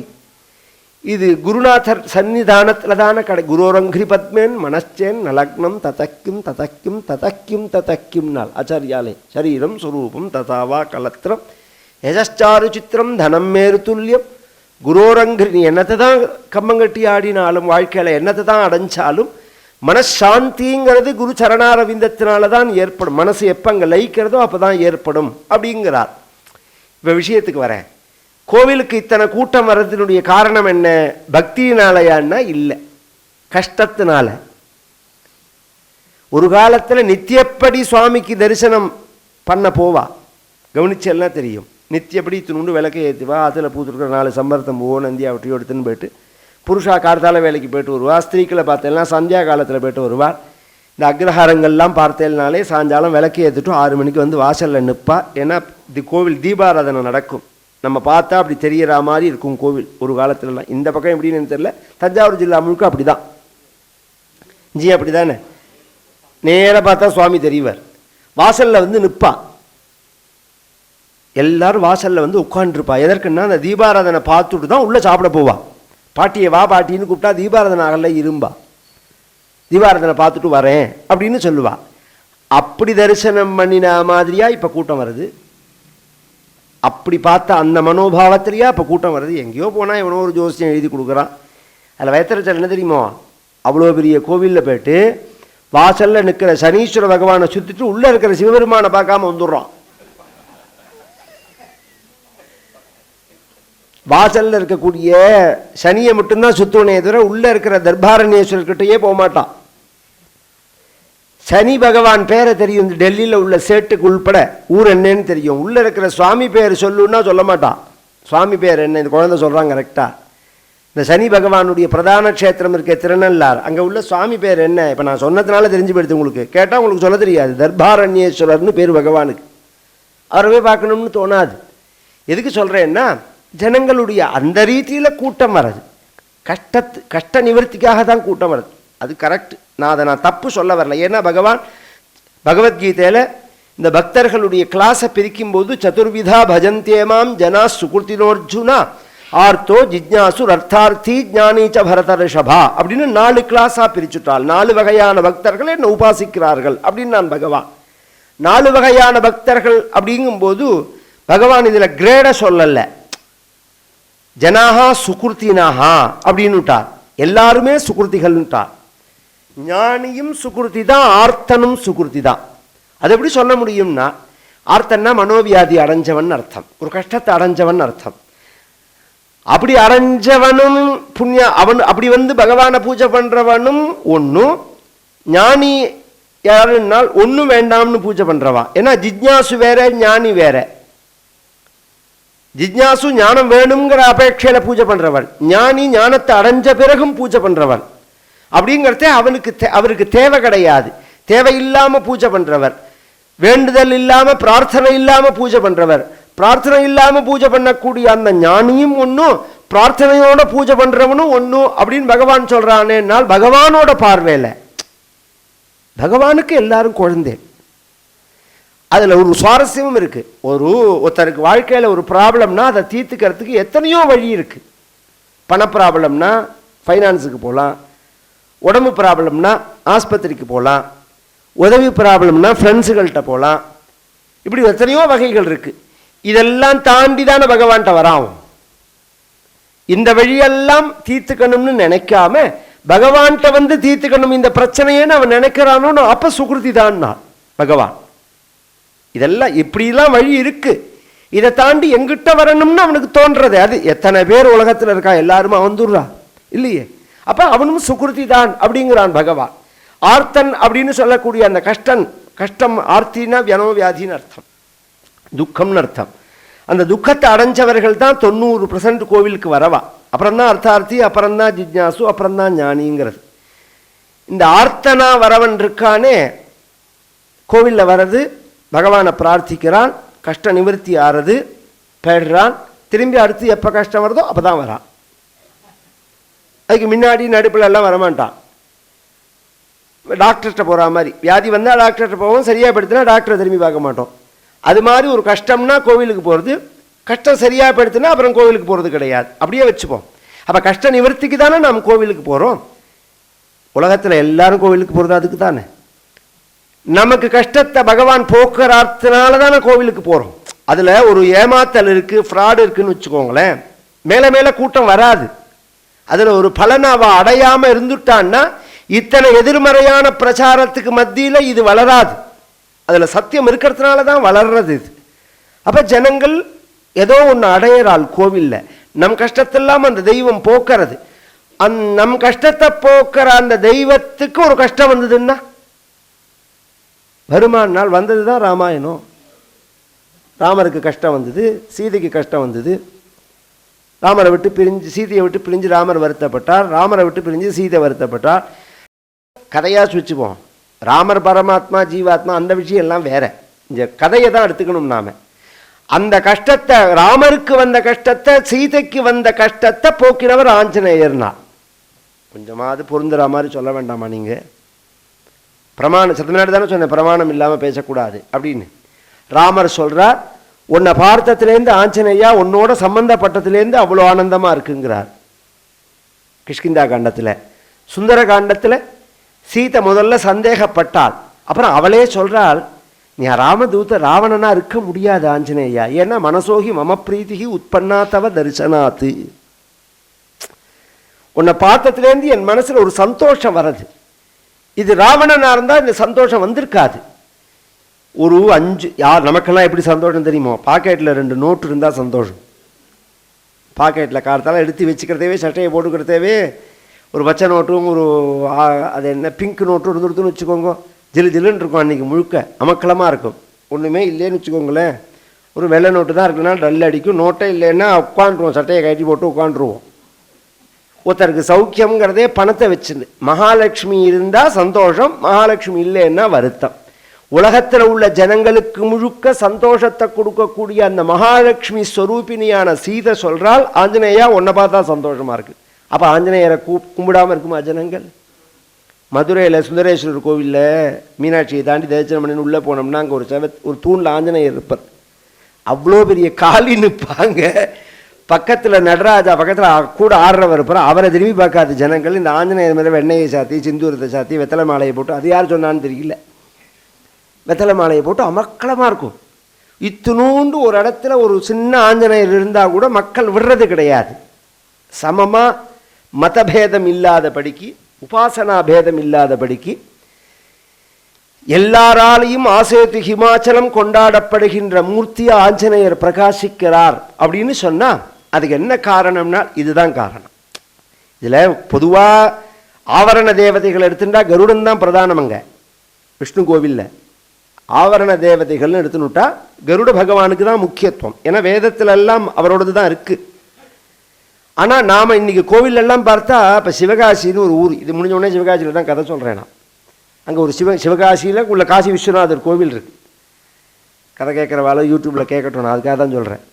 அங்கே எப்போதும் இன்னைக்கு அந்த கோவிலில் சொல்லலை, மாரியம்மன் கோவிலில் சொல்கிறேன். அந்த கோவிலில் ஒரு 10 வருஷம் முன்னாடி நான் சிவபுராணம் சொன்னபோது அந்த சிவனடியார்கள்னு ஒரு கூட்டம் இருக்கு பாவத்தில். அவள் இந்த ஜானகி காந்த ஸ்மரணம் கோபிகாஜீவன ஸ்மரணம்னு சொல்லக்கூடாது அப்படின்னா ஏன்னு கேட்டேன். நீங்கள் சொல்கிறது சிவபுராணம், நாங்கள்லாம் வீர சைவர்கள், சிவனை மட்டும்தான் பேசணும் அப்படின்னா. அப்படி நம்ம மதத்தில் கிடையாது. என்னன்னா இல்லை சைவம் வைஷ்ணவம்னு வைஷ்ணவா அப்படி தானே இருக்கான்னு. இவருங்க வைஷ்ணவம் சைவம்னு அவாவா பிரிச்சுன்றது. வைதீகம்ங்கிறது தான் எங்களோடது. நாங்கள்லாம் ஆச்சாரியால் பரம்பரையில் வந்தவா. வேதம் சொன்ன எல்லா தெய்வமுமே நமக்கு மரியாதைக்கு உரியவைகள், வழிபாட்டுக்கு உரியவைகள். நம்ம சாஸ்திரங்கள்லையும் அப்படி தான் இருக்குது. அதை நீங்கள் காமிக்க முடியுமான்னா, முதல் விஷயம் இந்த சிவங்கோவிலேயே பின்னாடி ஆஞ்சநேயர் ஒருத்தர் இருக்கார். அது யாரோ ஒருத்தர் நடுப்பில் வச்சுட்டு போனதுன்னா சரி. இந்த சிவங்கோவிலில் கட்டினது எத்தனை வருஷம் இருக்குன்னு 700 வருஷத்துக்கு மேலே இருக்கும்னா இங்கே வாங்கோன்னு நான் முன்னாடி ஒன்று கவனிச்சிருந்தேன், அவள் கவனிக்கல. அந்த சுவாமி சந்நிதியில் கர்ப்ப கிரகம் இருக்குது பாருங்கோ, அதுக்கு மேலே உள்ள நிலையில் நவநீத கிருஷ்ணன் கையில் வெண்ணெயை வச்சுன்னு இருப்பார். அதை காமிச்சேன், இதை பாருங்க ஒன்று. சிவபெருமானுக்கு மேலே தலையில் நவநீத கிருஷ்ணர் இருக்கார். இன்னைக்கு பிருந்தாவனை வச்சா, நம்ம சமாதியாக வச்சா பானத்தை வைக்கிறோம், நாம் பிருந்தாவனமாக வச்சா நவநீத கிருஷ்ணன் தான் வச்சாகணும். துளசியை வைக்கிறதா இருந்தால் நவநீத கிருஷ்ணன் தான் வச்சாகணும். அதுலேயே நம்ம அது எப்பேற்பட்டவாளாக இருந்தாலும் சரி, பிருந்தாவனம்னு பண்ணிவிட்டேன்னா நவநீத கிருஷ்ணன் தான் வைப்பாளுங்க. சமாதின்னா பானத்தை வைப்பாள் அதிஷ்டானங்களில் கவனித்தோம்னா. அதனால் நமக்கு பேதம் கிடையாது. வேதோக்தமான தெய்வங்கள் எல்லாமே வழிபாட்டுக்கு உரியவைகள். ஆஞ்சநேயருக்கு அத்தனை மகிமை எங்கே திரும்பினாலும். இது 2வது காரணம். இந்த சுந்தரகாண்டம் காவிய ரீதியா சுந்தரே சுந்தரி சீதா சுந்தரே நானு வர்ணியதே சுந்தரே சுந்தரம் சர்வம் சுந்தரே கிம் ந சுந்தரம்னு இது அவ்வளோ விசேஷமாக இருக்கும். இதில் காவிய நடைகள்லாம் ரொம்ப நன்னா இருக்கும். நாள் கணக்கில் எடுத்துட்டாலும் ஒரு நாள் தான் நடந்தது. இது பாலகாண்டம்னு எடுத்துட்டா 24 வருஷ கதை, அயோத்தியா காண்டம்னு எடுத்துட்டா 6-7 மாத கதை, அரண்ய காண்டம்னு எடுத்துட்டா 11 வருஷ கதை, கிஷ்கிந்தா காண்டம்னு எடுத்துட்டா 10 மாத கதை, யுத்த காண்டம்னா 4 மாத கதை, உத்தரகாண்டம் ஆயிரக்கணக்கான வருஷ கதை, சுந்தரகாண்டம் ஒரு நாள் திரையோதசி கரெக்டாக திரையோதசி அன்னைக்கு சாயங்காலம் இங்கே கிளம்புறா, சதுர்தசி அன்னைக்கு சாயங்காலம் திரும்பி வந்துடுறா. 24 மணி நேர கதை தான் சுந்தரகாண்டம் அப்படிங்கிறது. ராவணனால் தூக்கின் போகப்பட்ட சீதையை தேடிண்டு வானரங்களை அனுப்புறார். பகவான் அவதாரம் பண்ணி பிதிர்வாக்கிய பரிபாலனார்த்தம் அப்பாவினுடைய வார்த்தையை சத்தியமாக பண்ணணுங்கிறதுக்காக காட்டுக்கு வரா. பெருசுக்காக சின்னதை விடுறான் பகவான். இதெல்லாம் நாம் தெரிஞ்சுக்க வேண்டியது. புருஷார்த்தம் 4, தர்மம் அர்த்தம் காமம் மோட்சம். இதில் காம மோட்சம்ங்கிறது உலகத்தில் உள்ள எல்லாருக்கும் மிருகங்களுக்கு உள்பட பொது. தர்மமும் மோட்சமும் தான் நமக்கு பிரதானம். அதனால தான் முன்னாடியும் கடைசியிலையும் அதை வச்சது. நடுப்பில் காமத்தையும் அர்த்தத்தையும் வச்சதுக்கு காரணம் அது கட்டுப்பாடுக்குள்ளே இருக்கணும் அப்படிங்கிறதுக்காக. பிரதானம் எதுன்னா தர்மமும் மோட்சமும். அப்படிதான் நாம் எல்லாரும் என்ன பண்ணுறோம்னா இந்த காமத்துக்காகவும் அர்த்தத்துக்கு மோட்சத்தை விட்டுருங்க. அதை யாரும் கண்ணில் பார்க்கல. கண்ணுக்கு தெரிகிற புருஷா விஷயமான தர்மம் அர்த்த காமத்தில் காமத்துக்காக அர்த்தமோ தர்மத்தை விட்டுடுறோம், அல்லது அர்த்தத்துக்காக காம தர்மத்தை விட்டுடுறோம். பெரும்பாலாக கவனிச்சா தெரியும் உலகத்தில் தர்மத்துக்காக காமத்தையும் அர்த்தத்தையும் விடணும்னு சாஸ்திரம் சொல்றது. தர்மத்துக்காக காமத்தை விடணும், தர்மத்துக்காக அர்த்தத்தை விடணும்னு சொல்றது. நாம பண்ற காரியம் என்னன்னா அர்த்தத்துக்காக காமத்தை விடுறோம், தர்மத்தை விடுறோம், காமத்துக்காக தர்மத்தை விடுறோம், அர்த்தத்தை காமத்தை விடுறோம். இது விசித்திரம். இது பகவான் தர்மத்துக்காக விட்டுட்டு போனான், சொத்தை விட்டுட்டு போனான். குருவர்த்தே தியக்த ராஜ்யா வியசரதனுவனம் பத்மபத்யாம் பிரியாயாஹ பாணிஸ்பர்ஷாக்ஷமாப்யாம் மிருஜித பதருஜோ யோ ஹரீந்திரானுஜாப்யாம் வைரூப்யாச்சூர்பணக்யா பிரியவிரஹருஷாரோபித ப்ரூவிஜృంభ த்ரஸ்தாப்திர்பத்தசேதுஹு கலதவதஹனஹ கோசலேந்திரோவதாம்னஹ.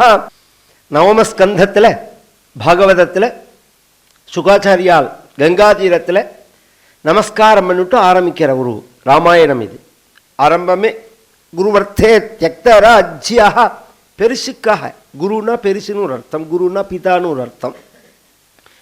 பெருசு எது தர்மம், பெருசு எது அப்பா, பெருசு எது சத்தியம், அதுக்காக அர்த்தமாகிற ராஜ்யத்தை விட்டான். ராமாவதார காலத்தில் இந்த நாடு எப்படி இருந்ததுங்கிறத கேட்டுண்டாதான் நான் சொல்றது புரியும். ராமர் விட்டுட்டு போனத்தோட மகிமை என்னன்னு. தியக்துவா, அதே பாகவதத்தில் சொல்றாள், தியக்துவா சுதுஸ்தியஜ சுரேப்சித ராஜ்யலக்ஷ்மீம் தர்மிஷ்ட ஆரியவச்சசா யதகாதரண்யம்னா.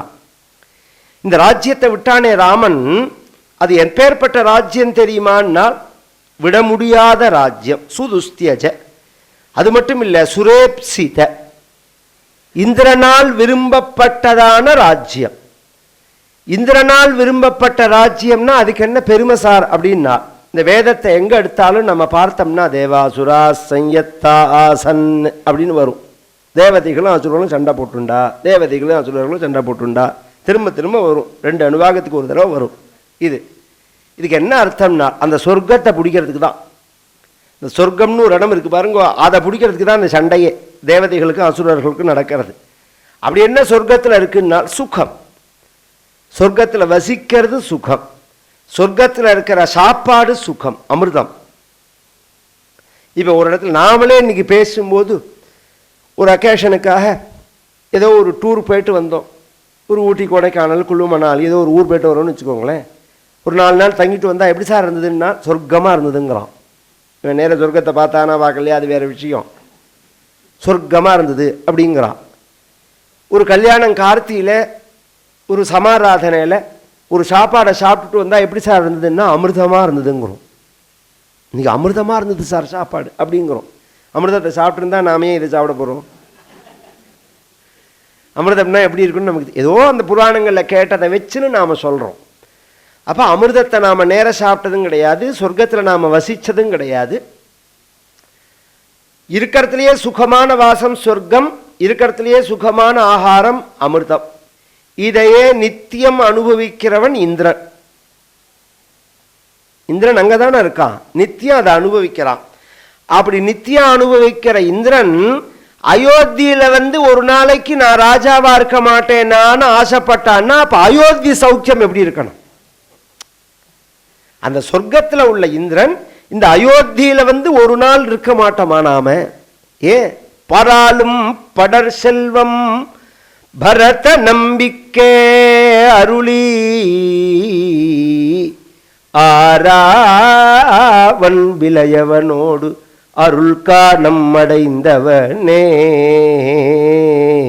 சிராலும் வரை மார்பா திரு கண்ணபுரத்தரசே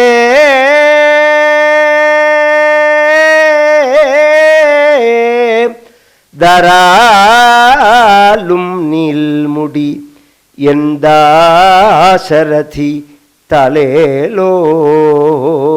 குலசேகர ஆழ்வார்னு ஒரு மகான் திருக்கண்ணபுரத்தில் 10 பாட்டுல ராமாயணம் சொல்றார். குங்குமலி கருங்கு மண்ணுப்புகழ் கோசலை தன் மணிவயிறு வாய்த்தவனே தென்னிலங்கை கோன்முடிகள் சித்து வித்தாய் செம்பொன் ஏர் கண்ணினன்மா மதில் புடை சூழ் கணபுரத்தன் கருமணியே எங்கள் குலத்தின் அமுதே ராகவனே தாலேலோ. எங்கள் குலத்தின் அமுதே,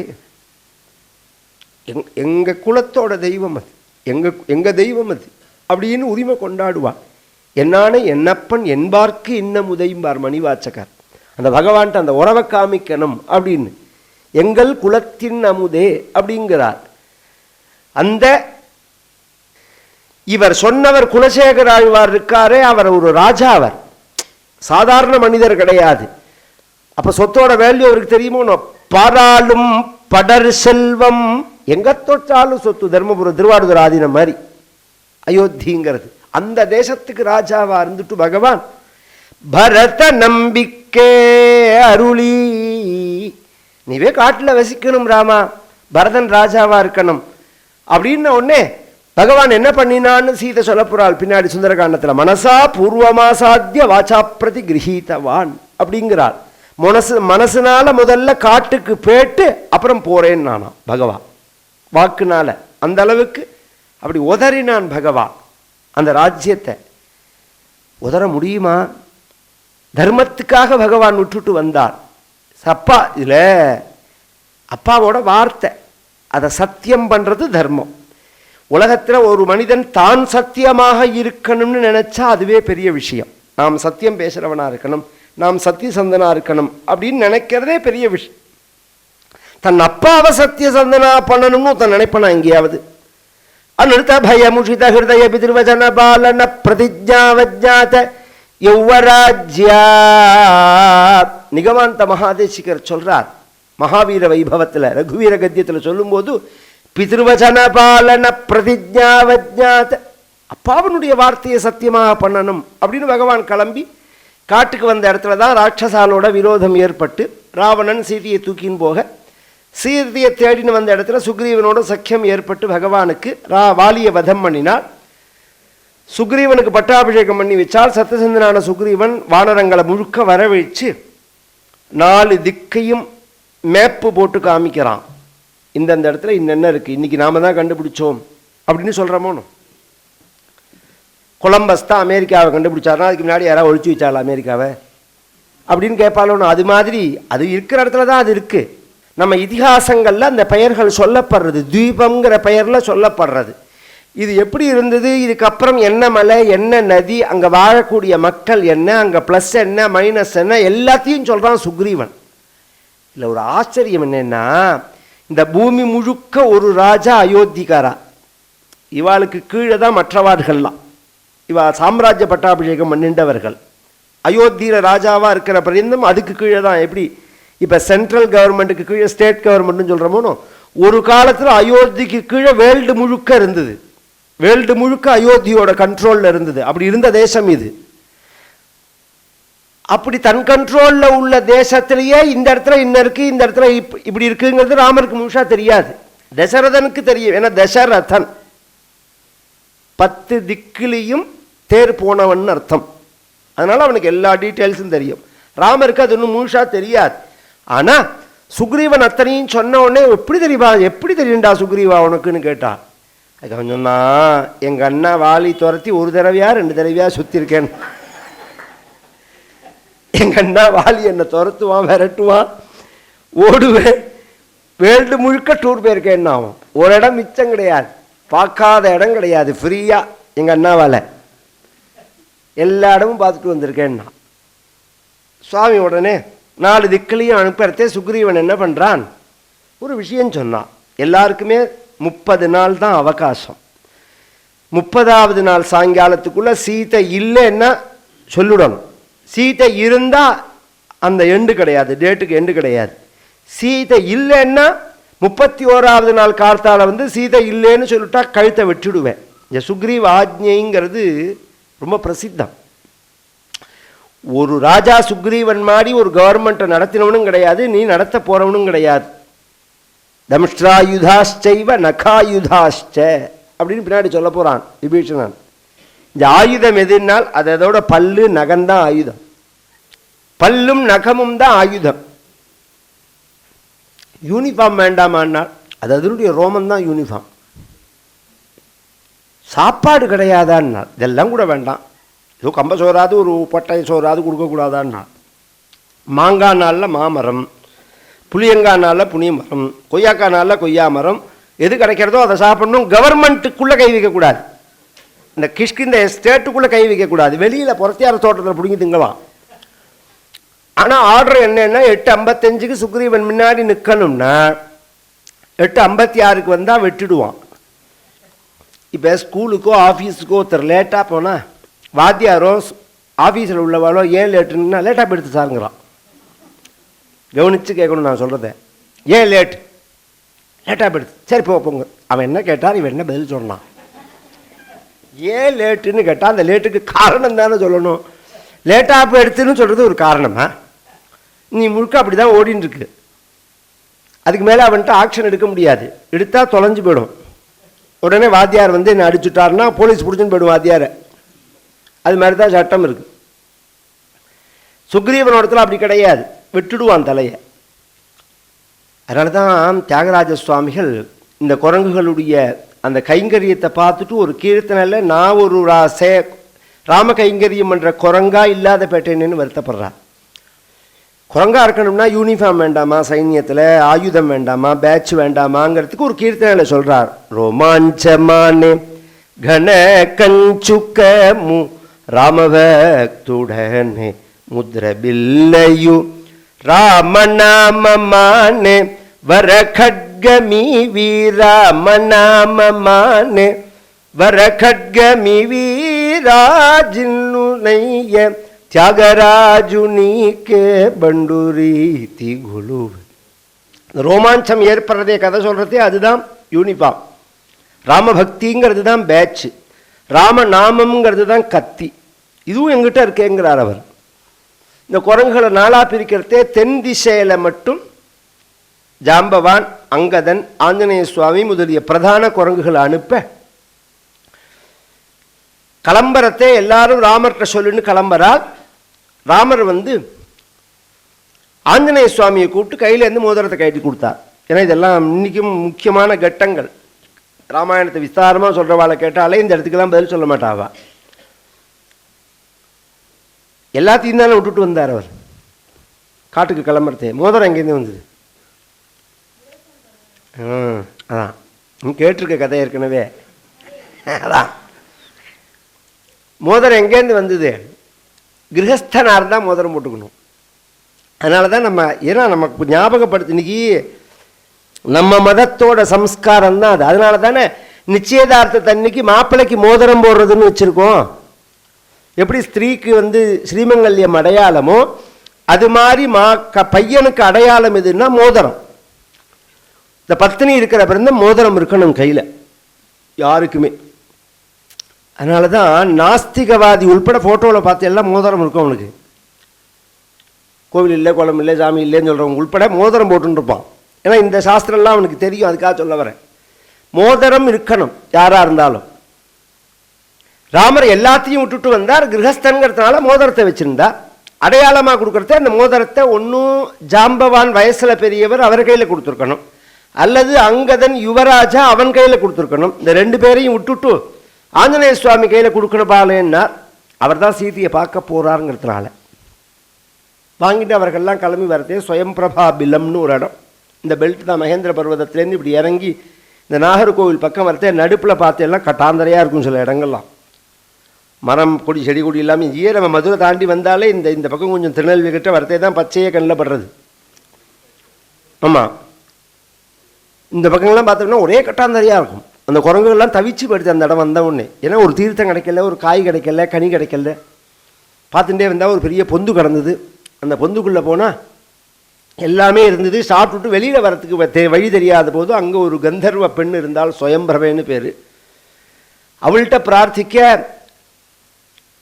அவள் என்னால் முடியாதுன்ட்டா ஃபஸ்ட்டு. அப்புறம் ஆஞ்சநேயர் ராமாயணத்தை சொல்லி நாங்கள் ராமகாரியத்துக்காக வந்திருக்கோம்னு, நீங்கள் ராமகாரியங்கிறதுனால என் தபஸை செலவிச்சு உங்களை வெளியில் கொண்டு விடுறேன், எல்லோரும் கண்ணை மூடிக்கோங்க, கண்ணை மூடிண்டால் தான் வெளியில் போகலாம் அப்படின்னு விட்டாள் ஃபஸ்ட்டு. இந்த குரங்குகள் கண்ணை மூடிண்டுதான்னா ஒன்று கூட மூடிக்கல. இப்படி கண்ணை வச்சுட்டு ஹார்மோனியை வாசிக்கிற மாதிரி இப்படி விட்டு விட்டு எடுக்கிறது. ஏன்னா இவ எப்படி வெளியில் கொண்டு வரா அப்படிங்கிறத பார்க்கணுங்கிறதுக்காக. ஸ்வயம்பிரப சொன்னால் யாராவது கண்ணை சரியாக முடிக்கலைன்னா அவள் அங்கேயே தங்கிடுவான்னா, வெளியில் போக முடியாது அப்படின்னு ஒன்று இருக்க கண்ண முடிந்து பயந்து போய் கொண்டு எல்லாத்தையும் வெளியில் விட்டுவிட்டாள். கிளம்பி இங்கே வந்தால் சமுத்திரம், இதை தாண்டி அண்ணாண்ட பக்கம் போக முடியாது. இங்கேயோ போகலாம்னா ஒரு மாதத்துக்கு மேலே ஆயிடுது. போனால் நிச்சயமாக குதிரையவன் கொண்டுட போகிறான். இங்கே தங்கலாம்னா அதுவும் ஒரு ராஜ குற்றமாக போயிடும். ஏன்னா அங்கே தான் அப்படி ஒரு பிளான் போட்டான். இங்கேயே தங்கிடலாம் நம்ம என்ன, ஏன்னா அவன் தனியாக ஒரு ராஜாவாக இருக்கலாம். இந்த குரங்குகளுக்கு இது ஒரு ராஜ்யத்தை தனியாக ஸ்தாபிச்சுக்கலாம். என்றைக்கு இருந்தாலுமே சான் இடமா இருந்தாலும் சொந்த இடமா இருக்கிறது தானே விசேஷம். அங்கே போனால் சுக்ரீவனுக்கு கீழே மண்ணாடின்னு இருக்கிறதுக்கு பதிலாக இங்கே சுயம், அதனால தானே தனி நாடு தனி இது அது இதெல்லாம் பேசுகிறா பற்றில. சுதந்திரமாக கணக்கு கேட்கறதுக்கு ஆள் இல்லைன்னா என்ன வேணாலும் பண்ணலாமே அப்படிங்கிற ரீதியில் தான் இவன் கணக்கு போட்டது. ஆஞ்சநேயரும் ஜாம்பவானும் அதுக்கு இடம் கொடுக்கல, அந்த வேலையே கூடாதுன்னு. ஒன்றும் சுக்ரீவன்கிட்ட போய் அவன் என்ன தண்டனை கொடுக்குறானோ அதை ஏற்றுப்போம், இல்லைன்னா அவன் இன்ன தண்டனை கொடுக்க போகிறான் நிச்சயமாக தெரியும். ஏன்னா அவன் நிச்சயமாக இதிலெல்லாம் காம்ப்ரமைஸ் எல்லாம் பண்ணிக்க மாட்டான். அதனால் நாமளே இங்கே உயிரை விட்டுடுவோம்னு உயிரை விடலாம்னு எல்லாம் படுத்து நிறுத்து. உயிரை விடுறது பாபம், ஆத்மஹத்தி மகாதோஷம். தற்கொலை இருக்கு பாருங்க, மகாபாபம். அது பெரும்பாலவா பிரச்சனைக்கு தீர்வு தற்கொலைன்னு நினைக்கிறா. தற்கொலை தான் பிரச்சனையேங்க. ஏன்னா கண்ணுக்கு தெரிகிற கஷ்டத்துக்காக நாம் தற்கொலை பண்ணிட்டோம்னா இதை விட கோட்டி மடங்கு கஷ்டம். பிரேதமாக பிசாசாக இருக்கும்போது இந்த கிராமத்தில் ஒரு வச்சனம் உண்டு, இழுப்பச்சட்டியோட சூட்டுக்கு பயந்து அடுப்பில் குதிச்சா மாதிரிம்பா. அது மாதிரி இது. நீங்கள் தற்கொலை பண்ணிவிட்டேன்னா அப்புறம் அந்த நிவர்த்தி பண்ணுறதுக்கு யார் பண்ணுறாளோ, யாராவது ஒருத்தர் கையாசிரார்த்தம் மாதிரி எத்தியா பண்ணி கரையேற்றினா தான் உண்டே தவிர, இல்லைன்னா ஆயுஷ் முழுக்க பிரேதமாக அலைய வேண்டியதுதான். ஒரு தாக நிவர்த்தி கிடையாது, ஒரு பசி நிவர்த்தி கிடையாது, ஒரு சாந்தி இருக்காது. அதனால தானே நம்ம கண்ணில் ஏதாவது தெரிஞ்சதுன்னா அவளெல்லாம் கரையேற்றணும், கையைக்கு பிண்ட பிரதானம் பண்ணணும், தீர்த்த சிரார்த்தம் பண்ணணும். அப்படிலாம் ஏன் சொல்கிறோம் அப்படின்னால் நம்ம குடும்பத்தில் அது மாதிரி ஒரு தோஷங்கள் இருந்துடக்கூடாது. அது இருந்ததுன்னா பாதிக்கும். இதில் என்னன்னா ஒரு தடவை அந்த தப்பு ஆயிடுத்துன்னு வச்சுக்கோங்களேன், திரும்ப திரும்ப ஜெனட்டிக்கில் அது வந்துட்டே இருக்கும். 3 தலைமுறை 4 தலைமைக்கு ஒரு தடவை அந்த ப்ராப்ளம் திருப்பி அப்போ என்ன ஆகும்னா கணக்கு கூட ஆகிண்டே போகும், கணக்கு கூட ஆகிண்டே போகும் இது. அதனால் அதை சரி பண்ணிவிடணும் அப்படின்னு நம்ம சாஸ்திரங்கள் சொல்கிறது. தற்கொலை பண்ணிக்கக்கூடாது. ஆனால் இன்னொரு விஷயம் இருக்குது, அந்த சரீரத்தை விடுறதுல பிராயோபவேசம்னு பேர் அதுக்கு. இது பாபம் கிடையாது. உட்காந்துக்கணும் அல்லது படுத்துக்கணும்,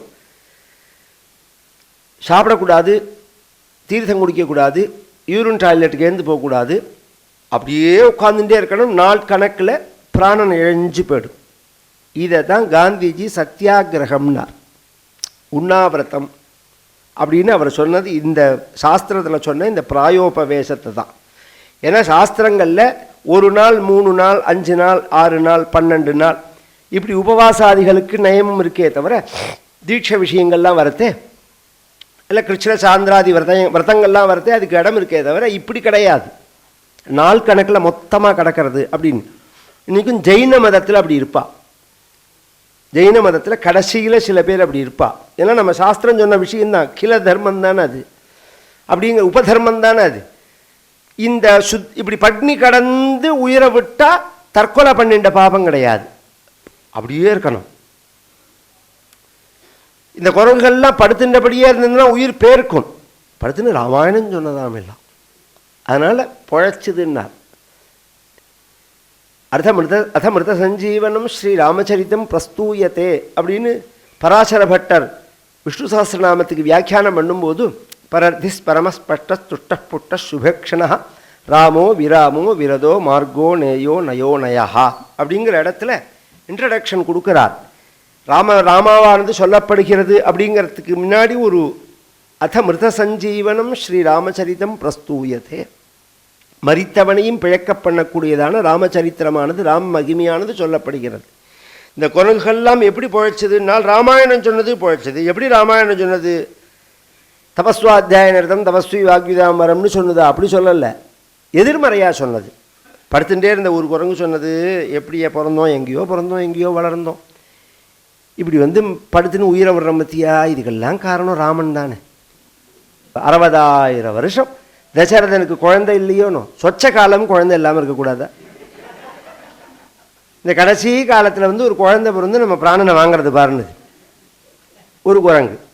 இன்னொரு குரங்கு சொன்னது, அது போட்டோம் விடு, அது குழந்தை பிறந்து. வெச்ச தேதியில் பட்டாபிஷேகம் நடக்கக்கூடாதா? இந்த கைகை கடங்காரி வரனை கேட்டு இந்த பட்டாபிஷேகத்தை நிறுத்திவிட்டா பாரு அப்படின்னுது.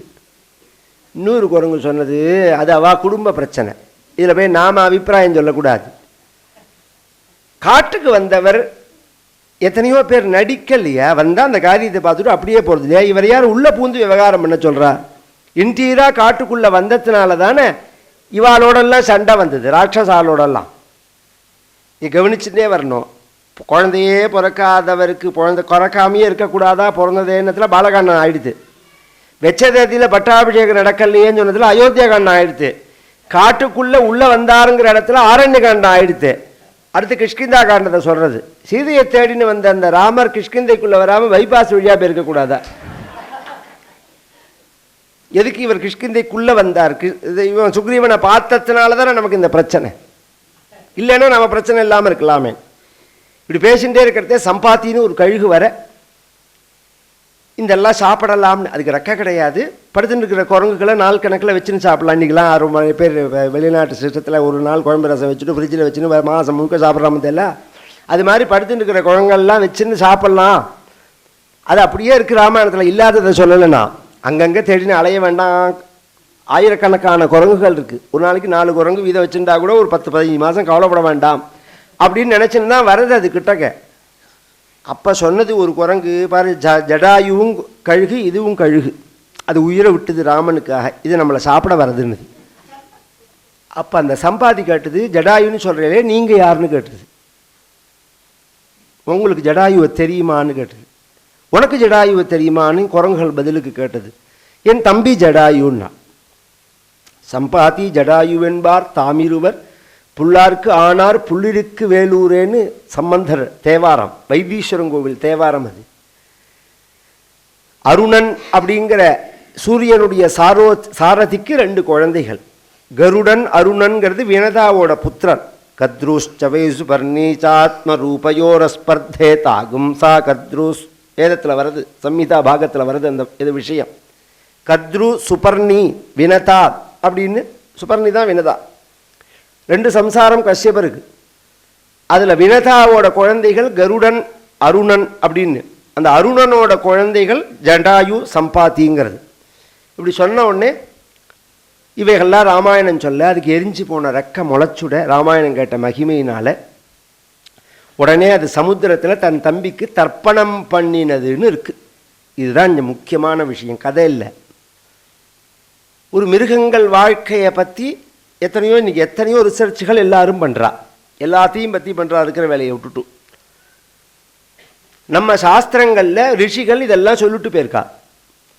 நாம் எல்லாருமே பண்ணுற காரியம் என்னன்னா, நம் சைடுலேருந்து பார்க்குறோம், அந்த சைடு என்னங்கிறது முழுசாக நமக்கு தெரியாது. அதை பற்றி இப்போ ஒரு நாயை பார்க்குறோன்னு வச்சுக்கோங்களேன், வாயை திறந்தோன்னா ஐயோ நாய் அப்படின்னு பயப்படுறோம் நாமன்னு வச்சுப்போம். அது நம்மளை பார்த்து அது என்ன நினைக்கிறதோ, ஐயோ பேயின்னு அது நினைக்கலாமோனோ. இவன் கம்பெடுத்து அடிப்பானே கல்லெடுத்து அடிப்பானே நம்மளை பார்த்து அது என்ன நினைக்கிறதுன்னு உனக்கு எப்படி தெரியும்? நீ ஐயோ நாயின்னு நீ நினைக்கிற, அது என்ன நினைக்கிறது? அப்போ உன் சைடு தான் உனக்கு தெரியும், அந்த சைடு உனக்கு தெரியாது.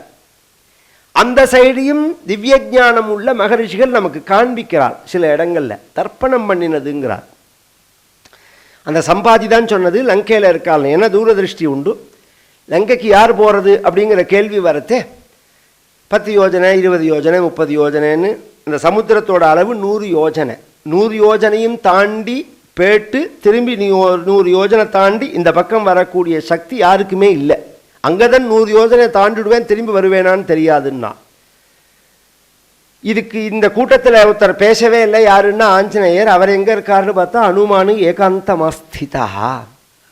ஏன்னா அந்த ராமர் தரிசனம் ஆனதுக்கு அப்புறம் பொதுவாகவே ஆஞ்சநேய சுவாமி ஒரு யோகீஸ்வ சித்த புருஷர். அவர் உபாசிக்கிறவருக்கு அஷ்டசித்தி நவநிதிக்கே தாத்தா அசமரதீரன்னு இந்த அனுமான் சாலிசால சொல்கிறார். அவர் அஷ்டமா அனிமாதி அஷ்டசித்திகளை நமக்கு அவரே கொடுப்பார். அவர் அப்படி உட்காண்டு எப்போ பாரு ராமனை பார்த்ததுலேருந்து ராம தியானந்தான் அவருக்கு. எங்கெங்கெல்லாம் டைம் கிடைக்கிறதோ அங்கெல்லாம் கண்ண முடின்னு உட்காந்துருவார். அந்த தியானம் பண்ணுற அனுபவத்தை அடைஞ்சவாளுக்கு தான் அது புரியும். அது ஏதாவது ஒரு சமயம் கிடைக்காதா, ஏகாந்தம் கிடைக்காதா அப்படின்னு ஆனந்தத்தை அனுபவிச்சுட்டே இருப்பாள். அவரை போய் பார்த்து ஜாம்பவான் சொல்லி, உன்னால தான் முடியும் ஆஞ்சநேயா, நீ தான் லங்கைக்கு போகணும் அப்படின்னு சொல்ல, அவருடைய மகிமையை சொன்னோடனே இப்படி இருந்த ஆஞ்சநேயர் திரிவிக்ரம கிருதோத்சாகன்னு திரிவிக்ரமாவதாரம் பண்ணின பகவான் மாதிரி ஆகாசத்துக்கு பூமிக்கும் அலாவீதான சரீரத்தை அடைஞ்சின்றார். மனசமாதீர சமாஹிதாத்மா ஜகாம வீர பரவீரஹந்தா ஜகாமலங்காம் மனசா மனஸ்வி. கிஷ்கிந்தா காண்டத்தினுடைய கடைசி ஸ்லோகம் சொல்றார். இவர்கள்லாம் சொன்ன உடனே லங்கைக்கு போறதாக தீர்மானம் பண்ணி மனசுனால போனார்னா, மனசுனால போறது ஜகாம லங்காம் மனசா, மனசா ஜகாமா. மனசுனால போறதுன்னா என்ன அப்படின்னா, மனசுனால ஒரு காரியம் செஞ்சுட்டு உடம்புனால செஞ்சா அதுல தவறுதல் வராது. ஒரு கற்பூரத்தை ஏற்றுங்கோ, விளக்கு ஏற்றுங்கோ, ஃபேனை போடுங்கோ, மைக்கை போடுங்கன்னா இது எங்கே இருக்குது, எப்படி இருக்குது, என்ன பரிஸ்திதியில் இருக்குது, எப்படி இருக்குதுன்னு ஒரு தடவை மனசில் வாங்கிட்டு பண்ணினோம்னா கரெக்டாக இருக்கும். சில பேரை கவனிச்சேன்னா 4 குச்சி ஃபேன் ஓடிட்டே இருக்கும், 4 குச்சியை கொளுத்தி விட்டு அதுக்கப்புறம் ஃபேனை அணைம்பா. குச்சியை கொளுத்துறதுக்கு முன்னாடி என்ன ஃபேன் ஓடுறது அணைன்னு சொல்லிட்டு அப்புறம் என்ன குச்சியை கொளுத்தணும். 4 குச்சியை கொளுத்தி முடிச்சதுக்கு அப்புறம் ஃபேனை அணைம்பா. இதுதான் மனசுனால செய்கிற காரியத்துக்கும் மனசு நிற்காம செய்கிற காரியத்துக்கும் உள்ள வித்தியாசம். நம்ம சாஸ்திரங்கள்லாம் மனசுனால காரியம் செய்யணும் அப்படிங்கிறதுக்கு தான் கர்மாவை விதிக்கிறதே. சந்தியாவந்தனாதி கர்மாக்களே மனசுனால செய்யணும் அப்படிங்கிறதுக்காக தான். அப்போ தான் மனசு அடங்கும். திரிகரணத்தில் மனசுனால செய்யறதா தீர்மானம் பண்ணி போகிறதாக தீர்மானம் பண்ணினார்னு சொல்லி முடிச்சுட்டு கிஷ்கிந்தா காண்டம் முடிச்சுட்டு சுந்தரகாண்டம் தியான ஸ்லோகம். இது யார் பண்ணினான்னு தெரியல, ஆனால் சம்பிரதாயமாக சொல்லுன்னு வர ஸ்லோகம் இது. வால்மீகி பண்ணினார்னு சில பேர் சொல்கிறா, அதுக்கு பிரமாணம் தெரியல. மனோஜவம் மாருத துல்லிய வேகம் ஜிதேந்திரியம் புத்திமதாம் வரிஷ்டம் வாதாத்மஜம் வானர யூத முக்கியம் ஸ்ரீராமதூதம் சிரசா நமாமி. சுந்தரகாண்டம் முழுக்க இருக்கு. இதை வச்சுன்னா 5லே 1 பெற்றான் 5லே 1 தாவிங்கிற அந்த ஸ்லோகத்தை பண்றார் கம்பர். மனசுனால போனார். மாருத்த துல்லிய வேகம், சமுத்திரத்தை தாண்டறதே மனசை விட ஸ்பீடா தாண்டினார். லங்கைக்குள்ள போன உடனே மாருத்த துல்லிய வேகம்னு சொல்லுவானேன்னால், காற்று எப்படி புகுறாத இடம் கிடையாதோ அது மாதிரி லங்கையில இவர் தேடாத இடம் கிடையாது. ஜிதேந்திரியம், பார்க்கக்கூடாததெல்லாம் பார்த்தார். ஸ்திரீக்கள் அலங்கோலமா இருக்கிறத பார்த்தார், ஆகார விஷயங்களை பார்த்தார். மனிதன் இல்லாமல் உலகத்தில் உள்ள எல்லா உயிரினங்களுக்கும் பொதுவான ஒரு உறுப்புங்கிறது காமம், வாய். ஜிஹ்வோபஸ்த திருத்திர் ஜயஹா அப்படின்னு பாகவதன் சொல்றது. எல்லாத்தையும் ஜெயிக்கலாம், இது ரெண்டையும் ஜெயிக்க முடியாதுங்கிறது. வாயையும் ஜெயிக்க முடியாது. ஏன்னா எந்த எந்த ஒரு ஜென்மாவெடுத்தமோ அந்த எல்லா ஜென்மாலையும் உண்டு இது. இந்த வாயுங்கிறதோ காமம்ங்கிற உணர்ச்சியோ ஒரு எறும்புக்கு இல்லையா, ஒரு ஈக்கு இல்லையா, ஒரு பாம்புக்கு இல்லையா, பள்ளிக்கு இல்லையாங்கிற மாதிரி எல்லாத்துக்கும் இருக்கு. இந்த ரெண்டையும் பார்த்திருக்கார் அவர் ஆஞ்சநேயர். ஜிதேந்திரியம், கொஞ்சம் கூட சலனமே கிடையாது ஆஞ்சநேயர் கண்ணுலையோ இதுலையோ மனசுலையோ. ஏன்னா 12வது அத்தியாய சர்க்கத்திலேயே சொல்றார், இதெல்லாம் பார்த்தமே நம்மளுடைய பிரம்மச்சரியத்துக்கு ஒரு தோஷம் வருமா அப்படின்னு சொல்லும் போதுதான் கிடையாது. ஏன் அப்படின்னா, இந்திரியானாம் மனசு பிரவர்த்தனை, மனசு இந்திரியங்களோட சம்பந்தப்படும் போதுதான் அது தோஷமாகும். இவருக்கு மனசு சம்பந்தப்படலை, இந்திரியங்கள் மட்டும்தான் பார்த்தது அப்படின்னு சொல்லி அவரை சமாதானப்படுத்திக்கிறார். கொஞ்சம் கூட சலனம் அடையலை. புத்திமத்தாம் வரிஷ்டம், சீதையை பார்த்து உயிரை விடுற சமயத்தில் ராமாயணம் சொல்லி அவளை மீட்டதோடு இல்லாமல் தக்க சமயத்தில் அங்குலீகத்தை கொடுக்கிறார். ராவணனுக்கு பல ஹிதோபதேசங்களை பண்றார். திரும்ப அங்கேருந்து வாதாத்மஜம், காற்று வேகத்தில் போன வேகத்தில் வரல, ஆனால் போகிறதே தான் காரியம் முக்கியமாக கிடுகிடுன்னு பண்ணணும். காரியங்கள்லாம் முடிச்சாச்சு, நிதானமாக கிளம்பி வரார். வானர யூத முக்கியம், இங்கே வந்த உடனே குரங்குகள்லாம் இவரை பண்ண செய்தியை கேட்டுவிட்டு இவரை தலைவனாக பண்ணிடுத்து. அங்கே தான் ராஜா, ஆனால் இவரை தூக்கி தலையில் வச்சுன்னு கொண்டாட ஆரம்பிச்சுடுத்து. நீ தான் முக்கியத்துவம்னு. திரும்பி ராமர் கையில் அங்குலீக சூடாமணியை கொடுத்த உடனே ஸ்ரீராமதூதம், ஒரு காரியத்தை கம்ப்ளீட் பண்ணப்புறந்தானே பட்டம் கொடுப்பா. இந்த காலம் மாதிரி கீழே ஒரு கோடை போட்டுன்றான், பிகாம்னு போட்டு பிஏன்னு போட்டு, அது கீழே கோடு தெரியாதபடிக்கு போட்டுக்கிறான். அவன் பிகாம் படித்தானா எம்காம் படித்தானா என்ன பண்ணி தொலைச்சானே தெரியாதபடிக்கு கம்ப்ளீட் பண்ணாமல் அதை அந்த பட்டமே கொடுக்கக்கூடாது. ராம காரியத்துக்காக கிளம்பியிருக்கார், சீதையை பார்த்தார், சீதை கொடுத்த அந்த சூடாமணியை வாங்கிட்டு வந்து ராமர்கிட்ட கொடுத்த அப்புறம்தான் ராம காரியம் கம்ப்ளீட் ஆயிடுறது. அந்த காரியம் முடிஞ்ச அப்புறம்தான் ராமதூதன்கிறார். ஸ்ரீராமதூதம் சிரசா நமாமி, அப்படியேப்பட்ட ஆஞ்சநேய சுவாமியை நான் நமஸ்காரம் பண்ணுறேன் அப்படின்னு சுந்தரகாண்டம் முழுக்க சுருக்கமாக சொல்லிவிட்டு நாளைக்கு சாயங்காலம் 6:30 மணிக்கு விஸ்தாரமாக ஆரம்பிக்கிறார். இன்னொரு 4 நாள் இருக்குது. கார்த்தால வேளையில் பாராயணம் இருக்குது, வேத பாராயணம் இருக்குது. வந்து உட்காந்துக்கணும், அந்த சப்தங்களை கேட்கணும். இந்த தர்மத்தில் எல்லாருமே பங்கு கொள்ளணும். ஏன்னா இது சாஸ்வதமான தர்மங்கள். இது ஏதோ கிலோ தர்ம மூலம்னு வேதநெறி தழித்தோங்க மிகு செய்வ துறை விலங்கன்னு தமிழ் எடுத்துட்டாலும் சரி சம்ஸ்கிருதத்தை எடுத்தாலும் சரி ஓதாமல் ஒரு நாளும் இருக்க வேண்டாம் அப்படிங்கிறாள் ஔவை. இந்த வேதத்துக்குள்ள முக்கியத்துவத்தை சொல்லும்போது அதை ரட்சிக்கிற மாதிரி உள்ளது. நாம் அதுக்கு அந்த தர்மத்திலையும் பங்கு கொண்டு வேதத்தினுடைய சாரமான அல்லது வேதத்தினுடைய மறு வடிவமான ராமாயணத்தையும் சுந்தரகாண்டத்தையும் கேட்டு பகவானுடைய ஆச்சாரியாளுடைய கிருபைக்கு பாத்திரலாகணும்னு பிரார்த்திச்சுக்கிறோம். கல்யாண ரூபாய கலௌ ஜனானாம் கல்யாணதாத்ரே கருணா சுதாப்தே கம்பாதி திவ்யாயுத சத்கராய வாதாலயாதீஷ நமோ நமஸ்தே. நாராயண நாராயண நாராயண நாராயண நாராயண நாராயண நாராயண.